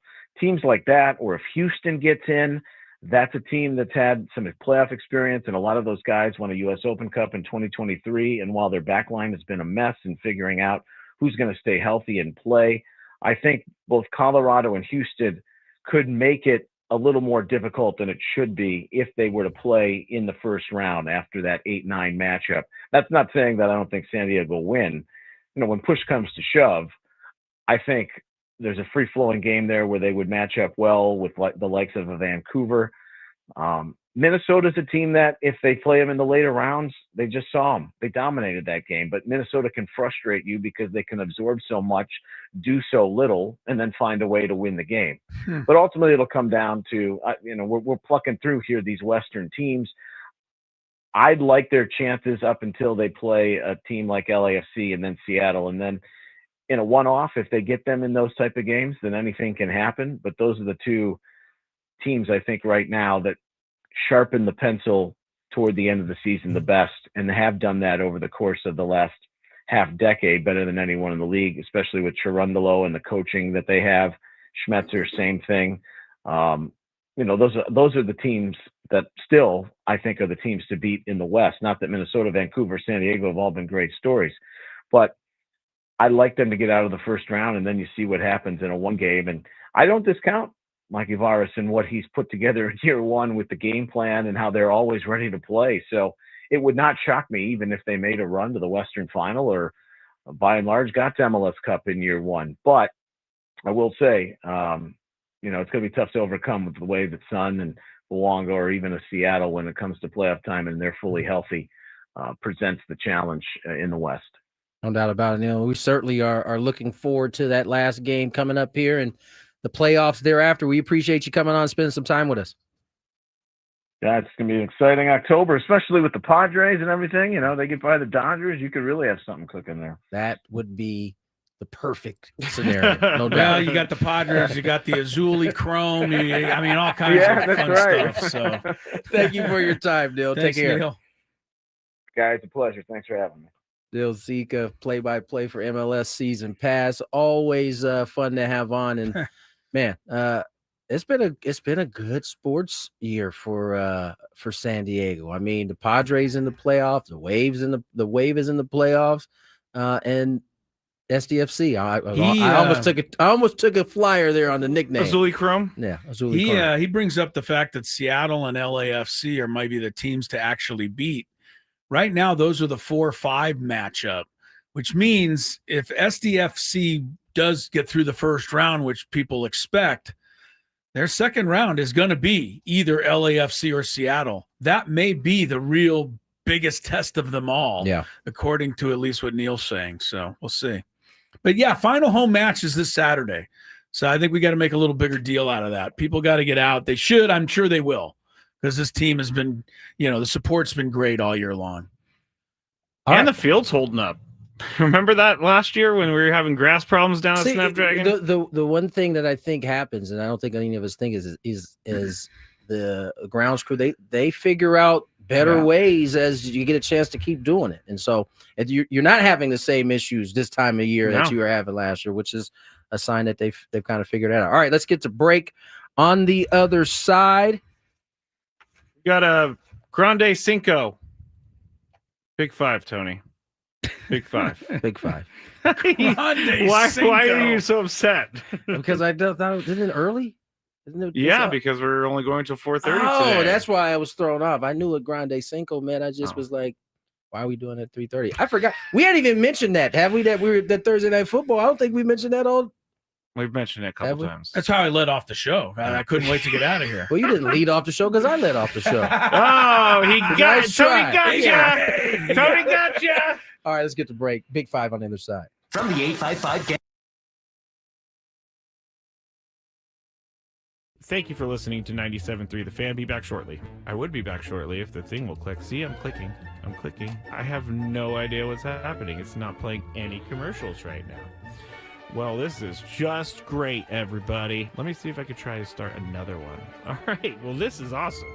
On the air right now with no help, and there are no commercials to be played. Actually, you know what I'm going to do, everybody? You're getting a real live thing right here.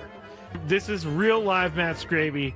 I'm going to have to restart Wide Orbit real quick, so goodbye, Wide Orbit. It's not even closing. I'm going to text Adam, and I'm going to say, Adam, I tried to go to break, and the commercials did not play, and the program won't shut down. Oh, you know what I'm going to do? I'm going to have to do some Control-Alt-Delete over here. Control-Alt-Delete. Okay, I got it. Task Manager. It's not coming up. There it goes. Task Manager came up, everybody. I have no idea. I'm way too generous with my stroke giving. Never mind. Are you really? Never mind. Wait. I did not mean for that to happen. I did not. That sounds like a promo to me. Skraby's giving out strokes. I can't wait to hear that one. I'm going to laugh for a while on that one. Nate says, Skraby, maybe you should date her. You might be a generous stroke giver, but I don't think she really wants to leave her boyfriend for that. All right, that was good. That was good. In full disclosure, I'm reading this. Tony can't gather himself right now. That was a good one, Chris. That was a really good one. So I saw this at 7-Eleven, and I had to get it. It's called the One Chip Challenge. It was sitting there in the aisle, and I thought, why not? Because I am into spicy stuff. But this thing looks pretty hot. I'm not going to lie. It says a Reaper pepper and a Scorpion pepper. It's also in the shape of a coffin, which doesn't make me very happy about that. It doesn't make me feel good. Oh, extreme heat, it says. I'm going to try a little bit first, just so I don't die, I guess. That's the thing I'm saying. This looks... I don't even know if I should be eating this. It looks like it has mold or something, but let's see how hot it is. Let's go. There's a little bit of spice there. It's going. Oh, man. This is hot. Not that bad, though. I still have this side to go. It is getting hot. I'm not gonna lie. My mouth is like getting crazy. Now it's kicking in.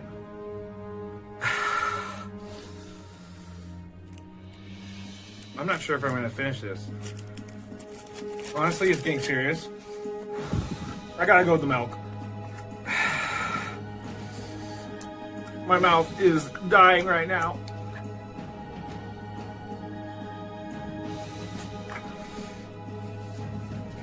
Yeah, this is not fun, guys.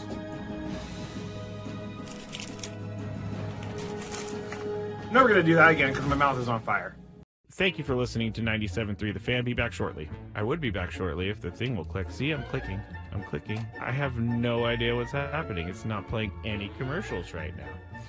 Well, this is just great, everybody. Let me see if I could try to start another one. All right. Well, this is awesome.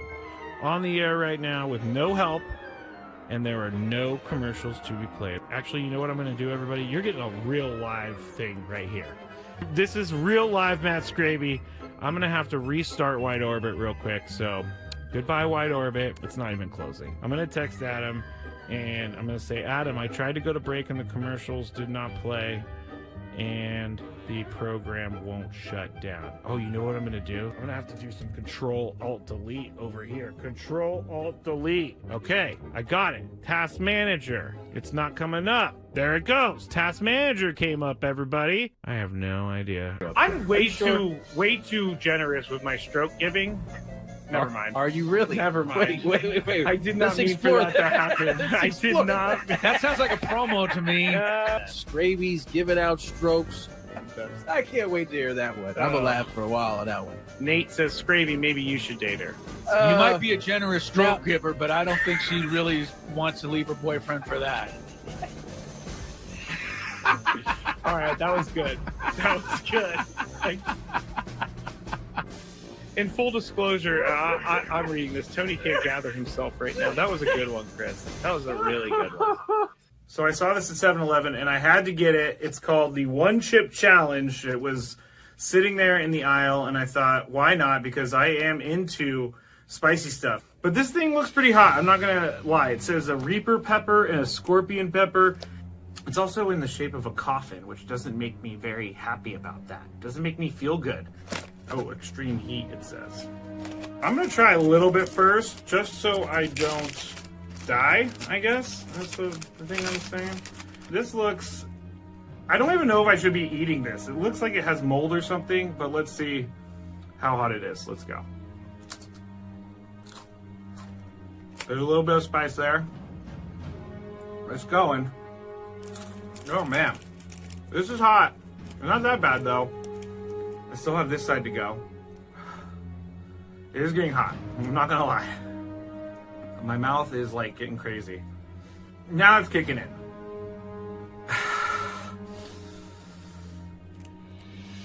I'm not sure if I'm gonna finish this. Honestly, it's getting serious. I gotta go with the milk. My mouth is dying right now.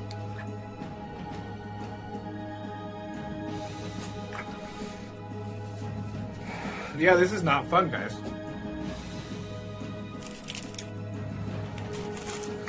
Never gonna do that again because my mouth is on fire.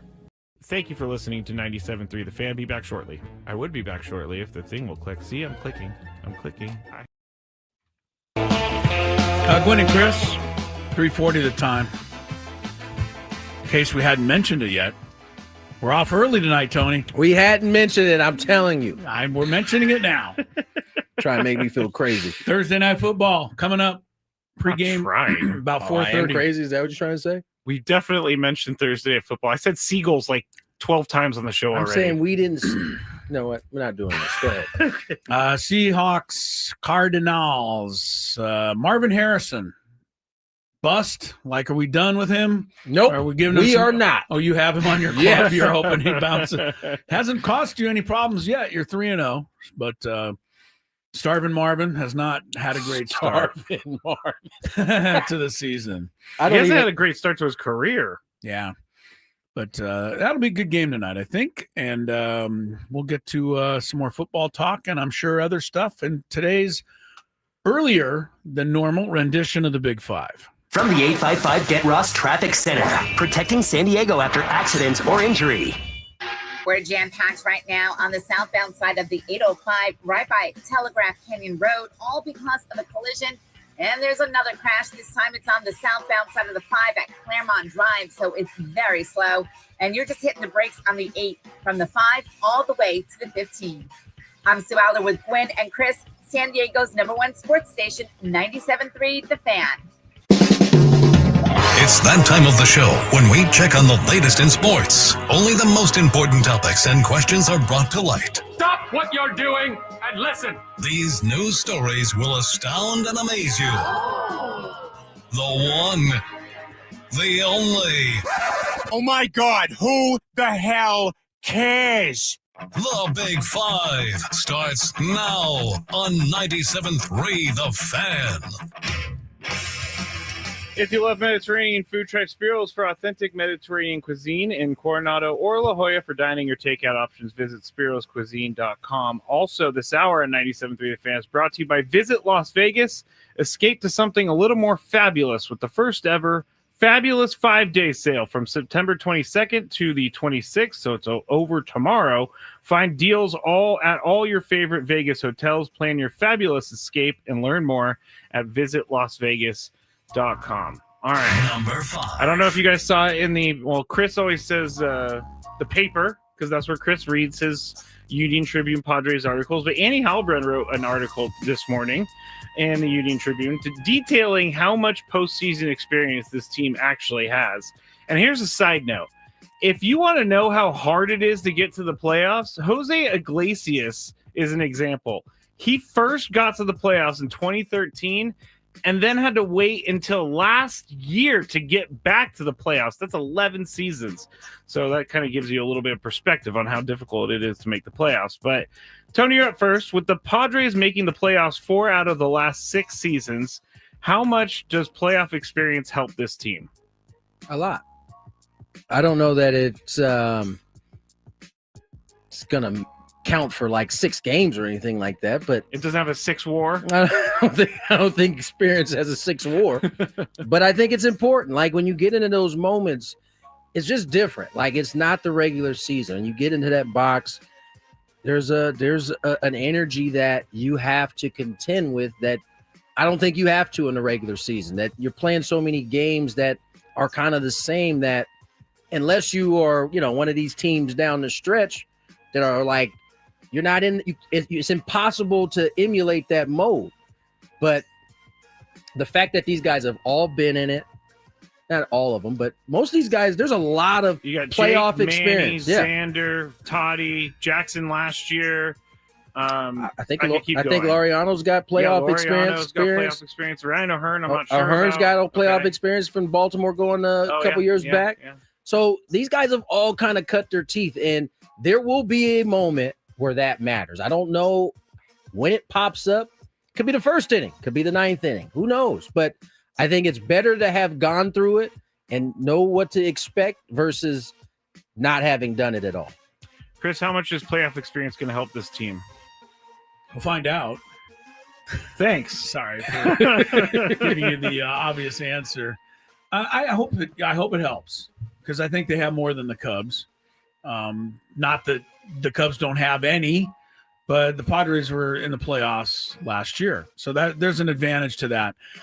I would have to ask Tony this, if he feels, because I do, that they're just certain guys that the moment is never too big for. And then there's certain guys where the moment is bigger. Mm-hmm. And you don't know who's going to be who until you get into it. So I don't know if I don't want to say it's overrated, because I think experience definitely helps, but there's so many guys that come into the playoffs and it doesn't affect them, and they just play at the top of their game, even though they're debuting in the playoffs. Give us an example.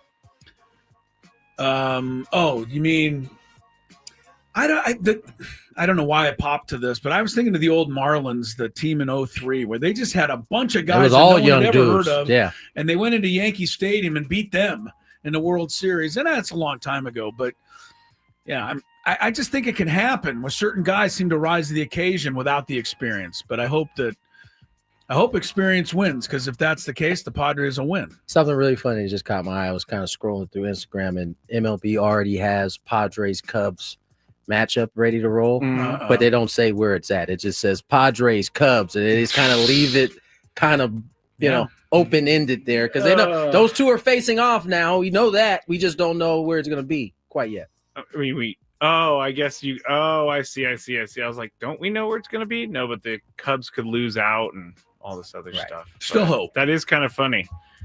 Major League Baseball. Like, we can't wait to get this one out. We need to Instagram this out right now. When can we put up Red Sox Yankees? It says at the bottom, the venue will be decided this weekend. Sorry, I got us off track. No, that's funny. That's funny.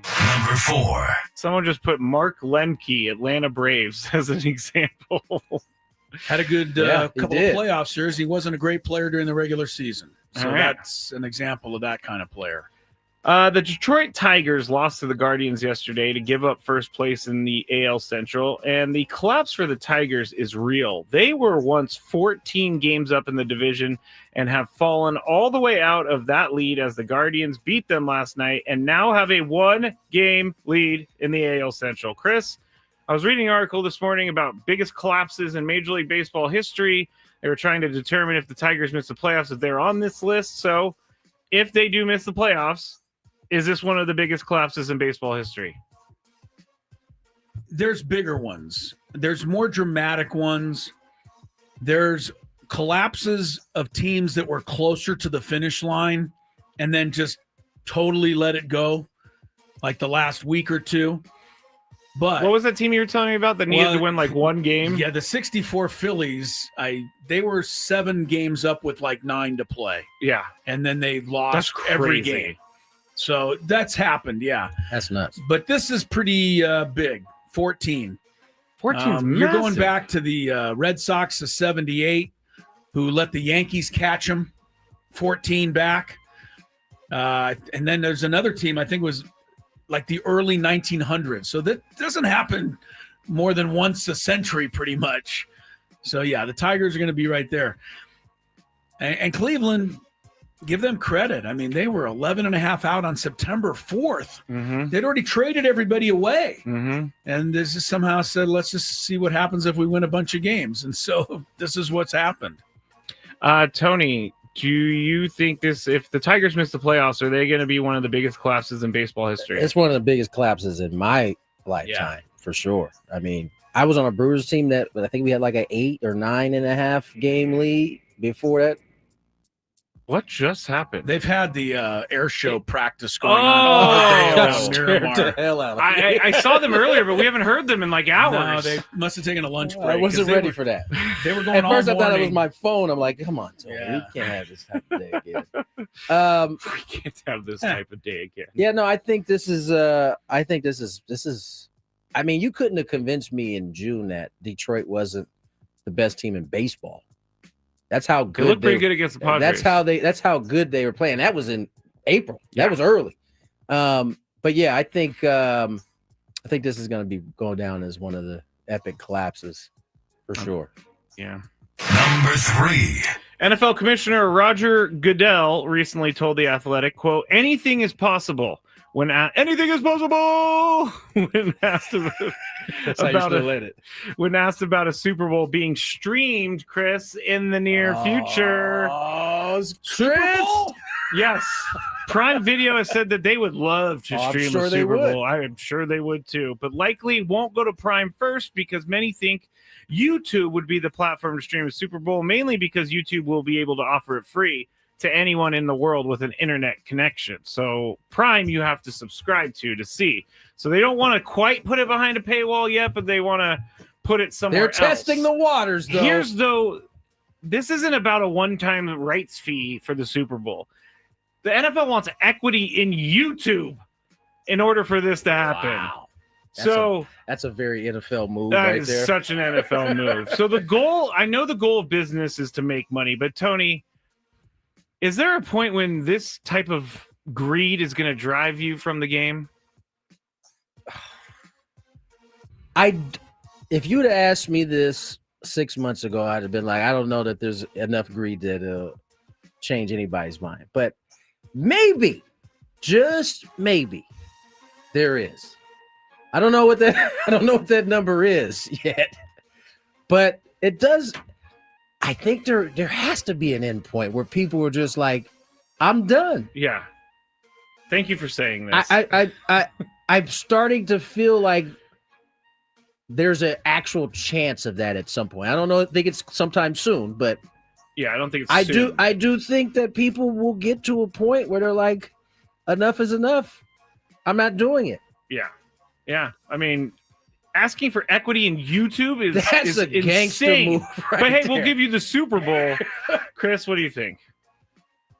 The year the Dolphins get back to the Super Bowl, That'll be if it happens again in my lifetime, That'll be when it happens. it'll be on Peacock, and I'll I was just gonna be say so mad. So basically, when pigs fly. Right. Okay. All right. Yeah. This is craziness, though.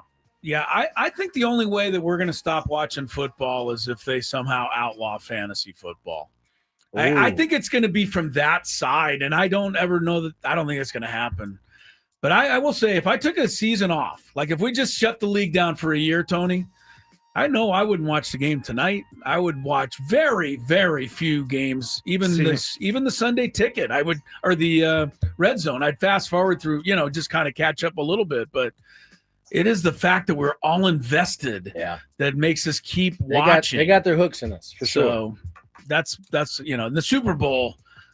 Like even my wife will say, we got to get the Super Bowl because it's like a holiday in this country. Yeah. But I would love it if we could all stand up one time and say, enough. Enough. Yeah. Number 2. Oh, man, we're running out of time. This one's quick, though. Chris, you're up first. There are 6 NFL teams yet to lose this season. The Bills, Eagles, 49ers, Chargers, Colts, and Bucks. How many of the 6 will end up in the playoffs? Say it again. Okay. Well, 6 unbeaten teams: Bills, Eagles, 49ers, Chargers, Colts, and Bucks. How many of those teams are going to end up in the playoffs? everybody but the Colts. I was thinking the same thing. Although the Colts have a 2-game lead right now in the division because, Houston is not off to a good start. So maybe even the Colts. I'll go all 6. There you go. Oh, 6. Okay. All 6. What do you I'm think, going Tony? 5 out of the 6. I think Danny Dimes is going to show up for real at some point. Once they play a real team. It's going to happen at some point. The Dolphins gave him so much confidence in the week 1. He's just carrying out it there through. killing everybody. Yeah, right. Chris still can't get over that. No, that game was the worst. Number 1, we could do before Chris just the fans. It's really quick, but Cal Raleigh's 60th home run. The person who caught it did something with the ball that everybody is praising them for. Praising them. Can't wait to hear. Like putting them into the museum of amazing people. Oh, wow. All right. Well, I'm looking forward to hearing what that was, and we'll do that. And we're going to do Chris vs. the Fan, too? Yeah, we could do that, too. 833-288-0973 when we return. All right, it's time for the Beaver Nuggets. So the story is somehow Buc-ee's got brought up. I think Frank brought it up. Yes. And it's a rest stop / mall / entertainment zone, super center. And someone said on the chat yesterday that they have like 100. They went to one with like 100 gas pumps, which is a lot, I guess. But while we were talking about this, Sam Levitt was in New York listening, and he goes, "Put me on, put me on, put me on." And so we put him on, and he's talking about how much he loves Buc-ee's. And so we got into the conversation, and it ended up being about the Beaver Nuggets. And so I had to order them because I find the name Beaver Nuggets very gross. I find it gross. But we're going to go with this. It's kind of like a Cheeto / a corn pop. It's like a cheese doodle. A cheese doodle. And we're going to eat them right now. I don't think these are bad, but here we go.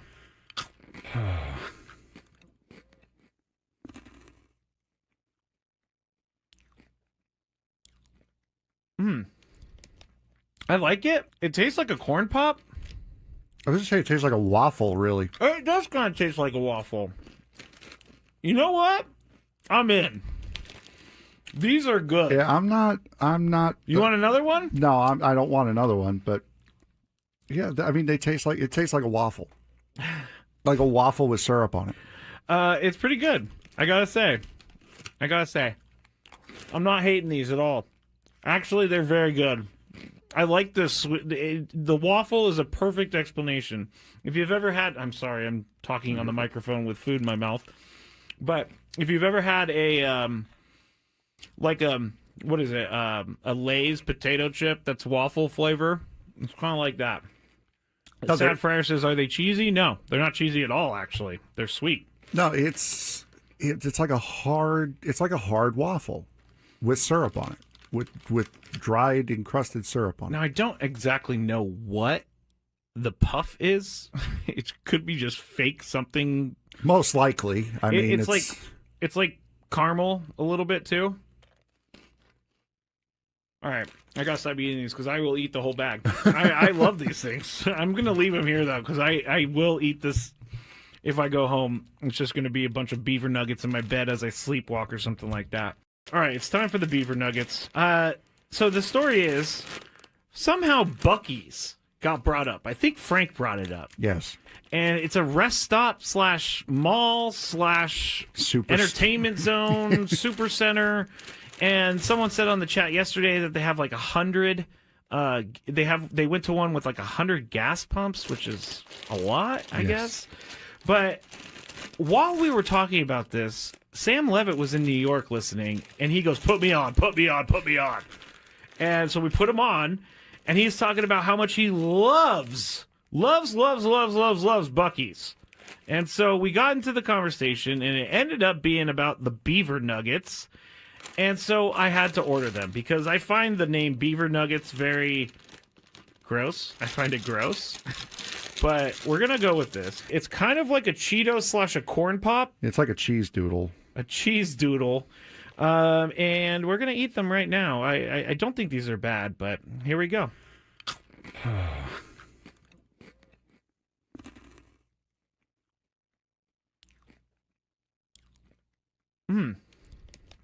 I like it. It tastes like a corn pop.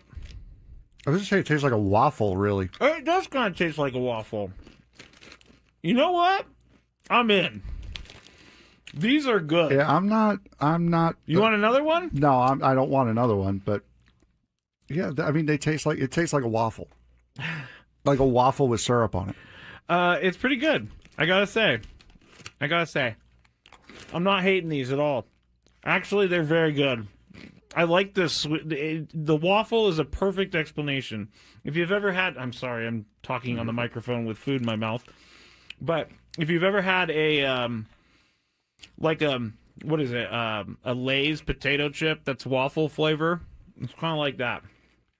Sad Fryer says, "Are they cheesy?" No, they're not cheesy at all. Actually, they're sweet. No, it's like a hard waffle with syrup on it, with dried encrusted syrup on it. Now I don't exactly know what the puff is. It could be just fake something. Most likely. I mean, it's like caramel a little bit too. All right, I gotta stop eating these because I will eat the whole bag. I love these things. I'm gonna leave them here though because I will eat this if I go home. It's just gonna be a bunch of Beaver Nuggets in my bed as I sleepwalk or something like that. All right, it's time for the Beaver Nuggets. So the story is somehow Buc-ee's got brought up. I think Frank brought it up. Yes. And it's a rest stop / mall / entertainment zone, super center. Into the 4 o'clock hour, Chris versus the fans, following shortly. But first, we need to finish the Big Five. Yes, the number one story. Number one is all about Cal Raleigh's 60th home run last night that he hit. And this is a big-time baseball for memorabilia collectors, for Mariners team history, all of that stuff.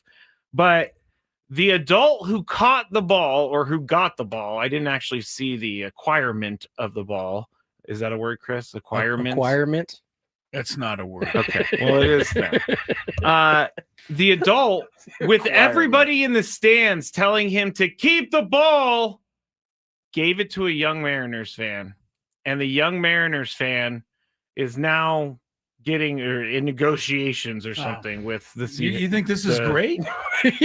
Here's the great part. Where's the great part? People are saying he's an American hero now because instead of keeping the ball that's going to make him money, probably get him some tickets, he spread the games, the love of the game to a young man. Okay. Gave him the baseball instead of trying to keep it for monetary gain. How about the first person on earth who catches one of these balls that doesn't belong to them in any way, shape, or form? They were lucky to be sitting there, and just give it to the guy whose ball hit it. I don't. Why do you have to become a millionaire because you caught a home run ball? My goodness, this is feeling some type of way wow. about this. If I ever catch somebody's home run ball that means something, I'm going to walk right down. I'm going to give it to them. If they say, "Do you want something?" I'm going to go, "What for?" I don't get the whole. I don't get it. Wait, time out. You're missing the point of my story. Hold up, real quick. No, I'm not. You're gonna get. You're not. I mean, I'm not saying that you're going. You're going to ask for anything. For $1,000. I don't want to hold out for. I don't. I think it would change when you had that power in your hand. What power? And they're Why like, is that "Sir, power? we're going to give you season tickets to the Padres for the next season." You're going to be Can like, I sit with Livy Dunn? No, that was what the Pirates with the did. Yes. Yeah, I mean, and she's really sweaty anyway. So. Anyway, I if just you don't stop it, Skraby. I don't find grabbing somebody's home run ball to be a monetary explosion. Okay, the story that I brought up was yes, the fact you're saying that this guy gave it to a kid, and now which we never see. And now some kid who's 8 years old is learning the value of getting somebody's ball and negotiating for some big college payday. Let's just hope this kid's getting a couple pictures with Cal Raleigh. Please. He's got a jersey now from Cal Raleigh. Let's hope. This kid already hired 2 lawyers and a couple of negotiators to sit down with the Raleigh family and organize something. That's what he's going to learn. Wow, the kid hired the I can't even think of a lawyer. Don't let this kid get a bunch of money for this ball and then end up doing something down the line. Everybody be calling him a Nepo baby or the ball cop baby. He doesn't deserve that. He caught a ball. That's how he got his money. He didn't even catch one. The guy gave it to him. By the way, the story was about the goodwill of the man who gave I the ball. I'll give you this. Good on him. We saw an incident with Philadelphia. Miami. Philly Karen. Philly Karen. And this guy's getting no press, but Philly Karen gets all the press. Time out though. Giving a ball to a kid, I don't know that you should be called an American hero. Are you the first person in the history to do it? Because I caught a foul ball at the Padres game this year. I leaned down and gave it to somebody. You should be kind of giving the ball to the kid in the first place. That's what this whole point of this is. I told you if I catch a foul ball, I'm never giving it to a kid because I haven't caught a foul ball. So I can't respect that, but nonetheless, that's how you feel. I did not expect it to go in this thing. Chris is saying the 8-year-old has a negotiator now. You said he's a negotiator. You're gonna read this story 2 months from now that they're still going back and forth. There's an arbitration hearing. Cal Raleigh, they've taken it to a United States magistrate to decide. The 8-year-old's on one table and Cal Raleigh's representatives are at the other table.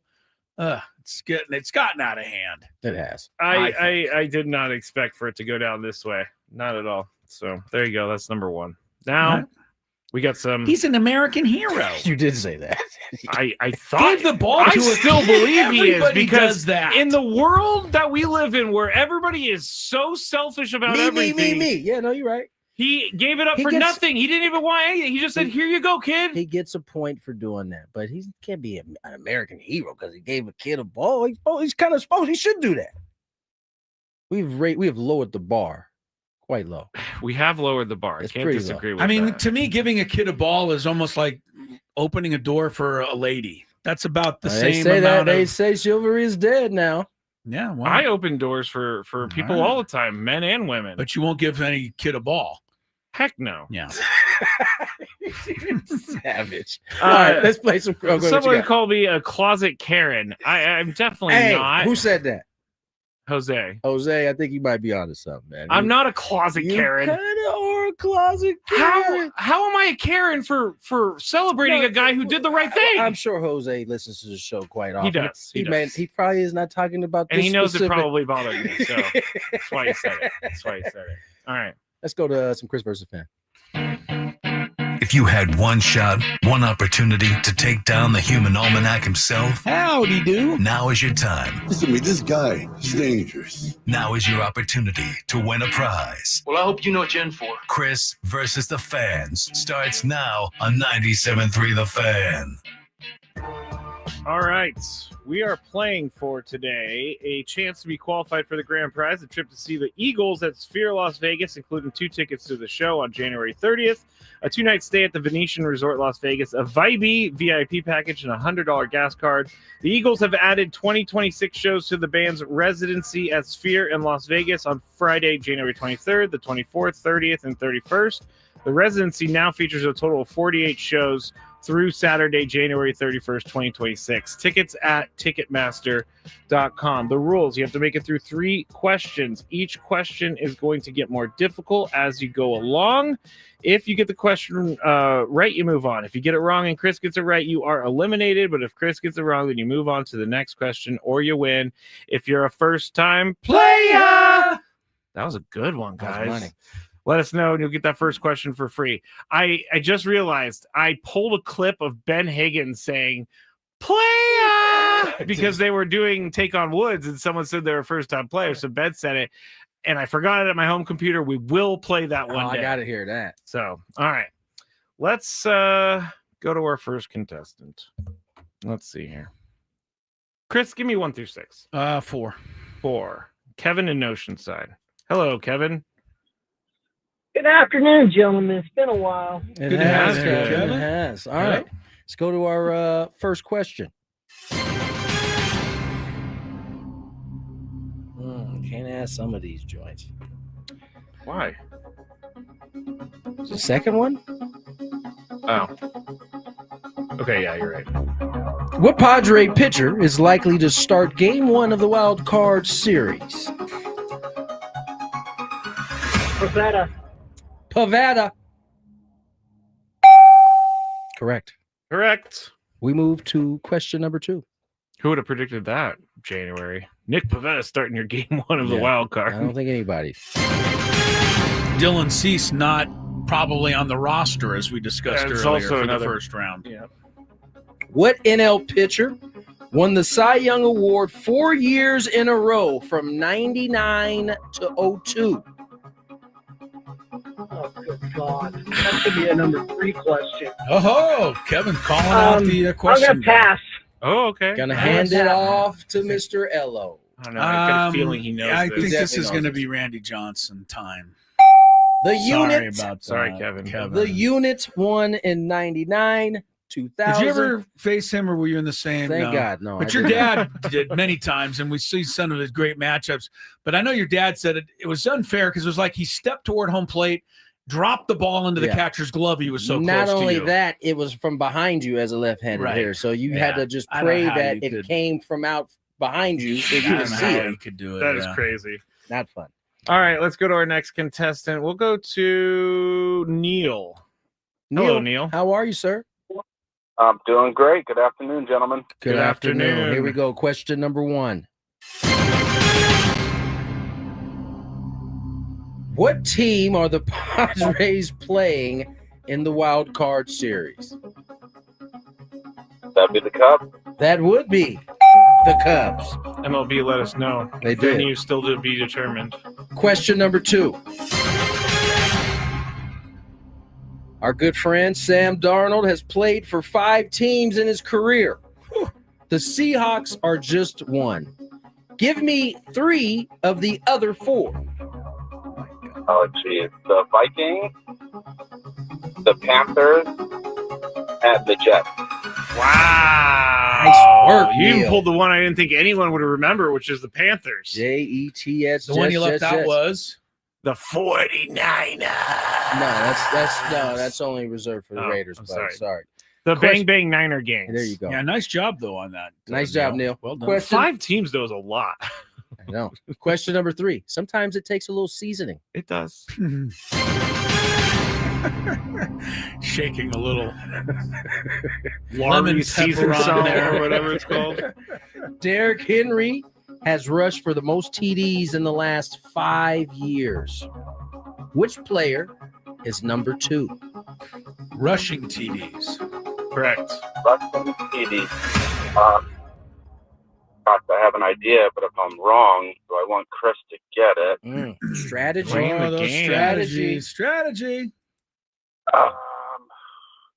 I'm going to say Theodore Roosevelt. Oh, Teddy Roosevelt. I mean, he is a large gentleman. He probably could have plugged I like the hole. that. He didn't even give a real guess. No. He didn't want to give you nothing. Stay there, Neil. Well, that wrecks it. I was going to go with Chester Allen Arthur. Oh, He was the I love 21st Chester Arthur. president. What about James Buchanan? James Buchanan, the only president not to marry. by the way. Interesting. I did not know that. All right, let's see. Second most running back touchdowns behind Derrick Henry. That's a good one. I'm Buchanan trying to. would be judged in today's day. I'm going to and go age. with Christian McCaffrey. He's going with a bang bang Niner gang. Bang Bang Niner Gang. Oh, we got our winner. Stay there, Neil. Neil, excellent strategy, my friend. Yes. The answer. What's the matter with Christian McCaffrey? Did he Chris, get in the end zone? Chris Oh, he was took hurt it in a couple different years. way. No, I didn't. He took it as running backs only. Yeah. It was not. The answer is Wait, what was the question? Rushing touchdowns. Rushing. Oh, Lamar Jackson? No, Jalen Hurts is number 2. That's sneaky. That's why I didn't say running back. That was good. Sneaky. Neil, nice job, man. Hang nice on the job, line. Neil. Good for you. Mr. Skraby will get your information. We're going to go to break, and we got one I'd more almost segment. thought that Jalen Hurts would be first, actually, now that you mention it, because he gets about 2 or 3 a week, it seems. Crazy. Yeah. It's a cheating play, so that's why. Listen to you. More Gwynn Chris on the other side. From the 855. What are we doing, guys? I'm going to see the museum for the first time ever. It's going to be sweet. See my dad's plaque. See where Trevor's plaque is going to be. It's going to be pretty dope. Chris, I'm going to go to the Hall of Fame for the second time because I went earlier today, but I'm going in to see Tony go into the Hall of Fame. So all the way straight and back left. Straight back left. Straight on that back wall. This one? Yeah. How you feeling, Tony? I don't know how I'm feeling right now, honestly. Excited? I'm definitely excited. Hello, Eric. How you doing? Pretty good.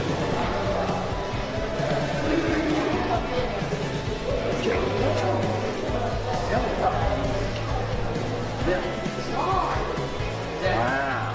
Just like I told you, next to the famous Barney Dreyfuss and Leslie Wilkinson, whoever they are. That does look like them. I know. It's a good shot. They don't do them all that great. That one's good. Really good.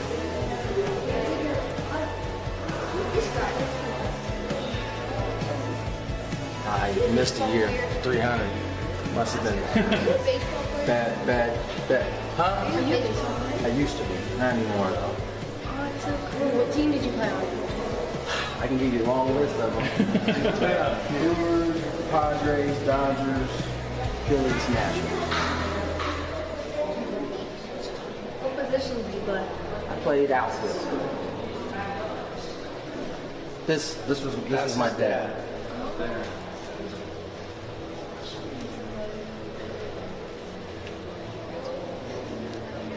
Oh, there's Dick Williams, Goose. I think he'd be pretty happy with his company over there. So. What are you thinking to see it for the first time?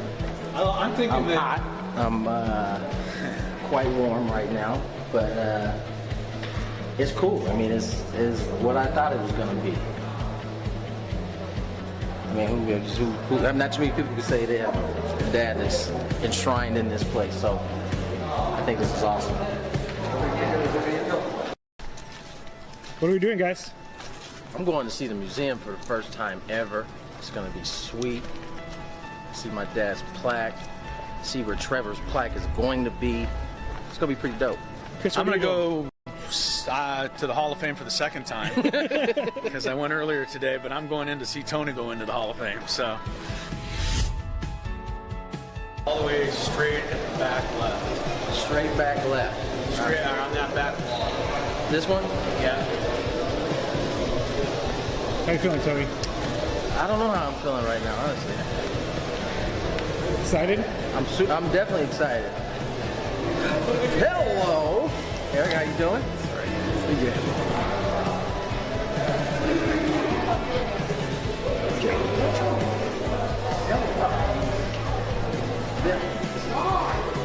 Wow. Just like I told you, next to the famous Barney Dreyfuss and Leslie Wilkinson, whoever they are. That does look like them. I know. It's a good shot. They don't do them all that great. That one's good. Really good.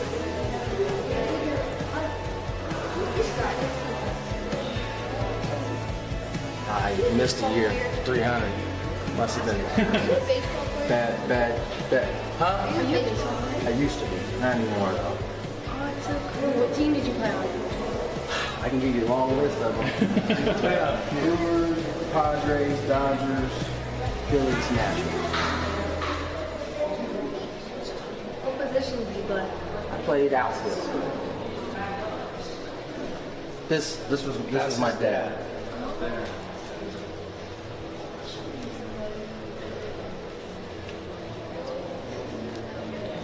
There's Dick Williams, Goose. I think he'd be pretty happy with his company over there. So. What are you thinking of seeing it for the first time? I'm thinking that hot. I'm quite warm right now, but it's cool. I mean, it's what I thought it was going to be. I mean, who not too many people can say they have a dad that's enshrined in this place, so I think this is awesome. What are we doing, guys? I'm going to see the museum for the first time ever. It's going to be sweet. See my dad's plaque. See where Trevor's plaque is going to be. It's going to be pretty dope. Chris, I'm going to go to the Hall of Fame for the second time because I went earlier today, but I'm going in to see Tony go into the Hall of Fame. So all the way straight at the back left. Straight back left. Straight on that back wall. This one? Yeah. How you feeling, Tony? I don't know how I'm feeling right now, honestly. Excited? I'm definitely excited. Hello, Eric. How you doing? Pretty good.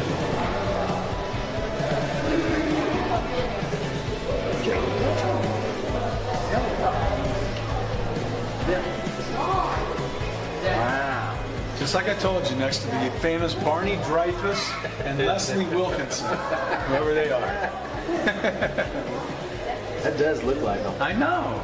It's a good shot. They don't do them all that great. That one's good. Really good.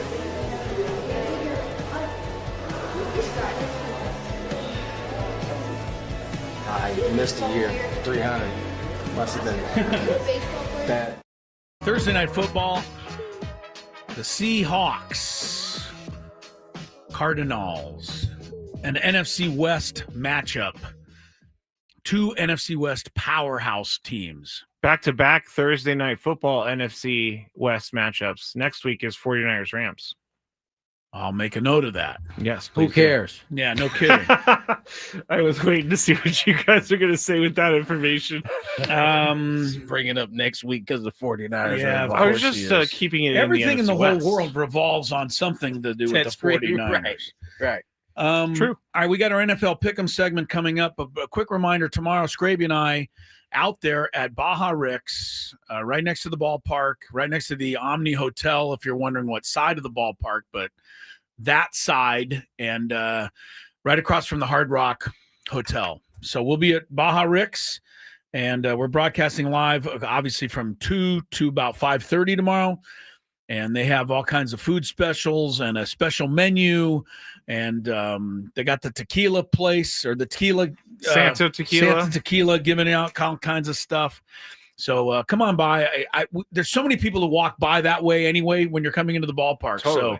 So get there a little early and stop in and say hello tomorrow at Baja Ricks down in the gas lamp for tomorrow's. Braden's show will also be broadcasting there from 10 to 2 before our show. Rick, our sales guy, was telling me about all the delicious food options that they have. So much stuff and there. They have It's some incredible. new stuff even from last year, so I can't wait. Baja Ricks is going to challenge my SD fat loss. Oh, it's going to challenge, yes. They're going to challenge tomorrow. So, yeah, we'll look forward to seeing you there tomorrow, and then obviously game tomorrow night, and then the weekend, and then Tony and everybody will whisk off to Chicago, most likely. Dodgers did clinch the West.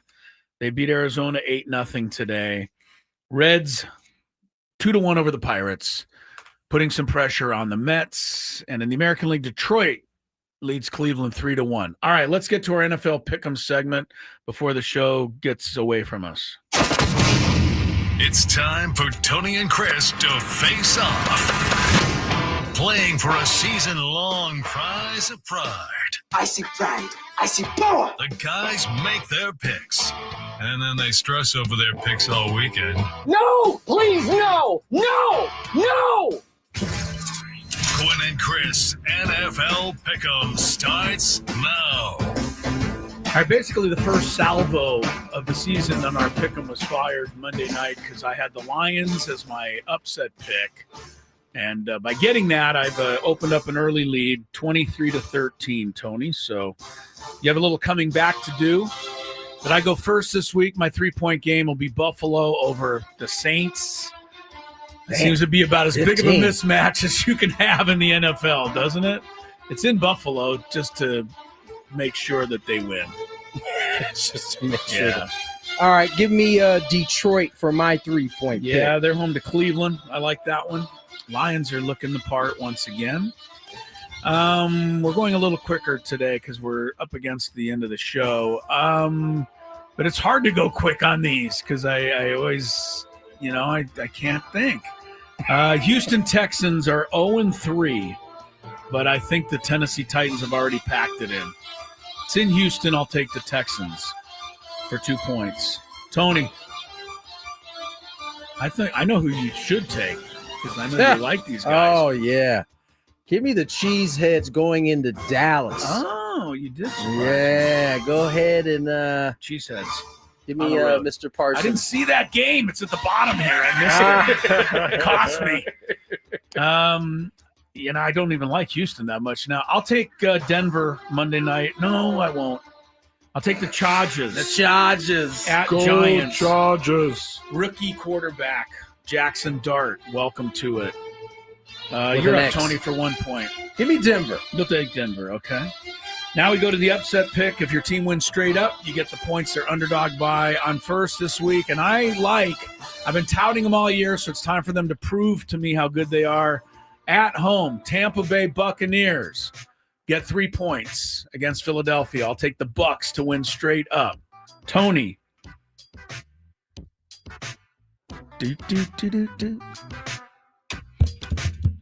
Give me Jackson Dart. Oh, and the New York taking the Gents. Football Giants. Plus I need these 6 points. Or six. 7. No, 6. Yeah, good try. 6. Dang, I shouldn't have said anything. You shouldn't have said anything. I looked it up. All right, 6 points of the Giants win. Skraby, good job. We'll see you out tomorrow at Baja Rick's. Yes. Tony will be in the booth. We'll have you talk to you at 2 o'clock. Word. Enjoy football. Coming up next on 97.3 The Fan.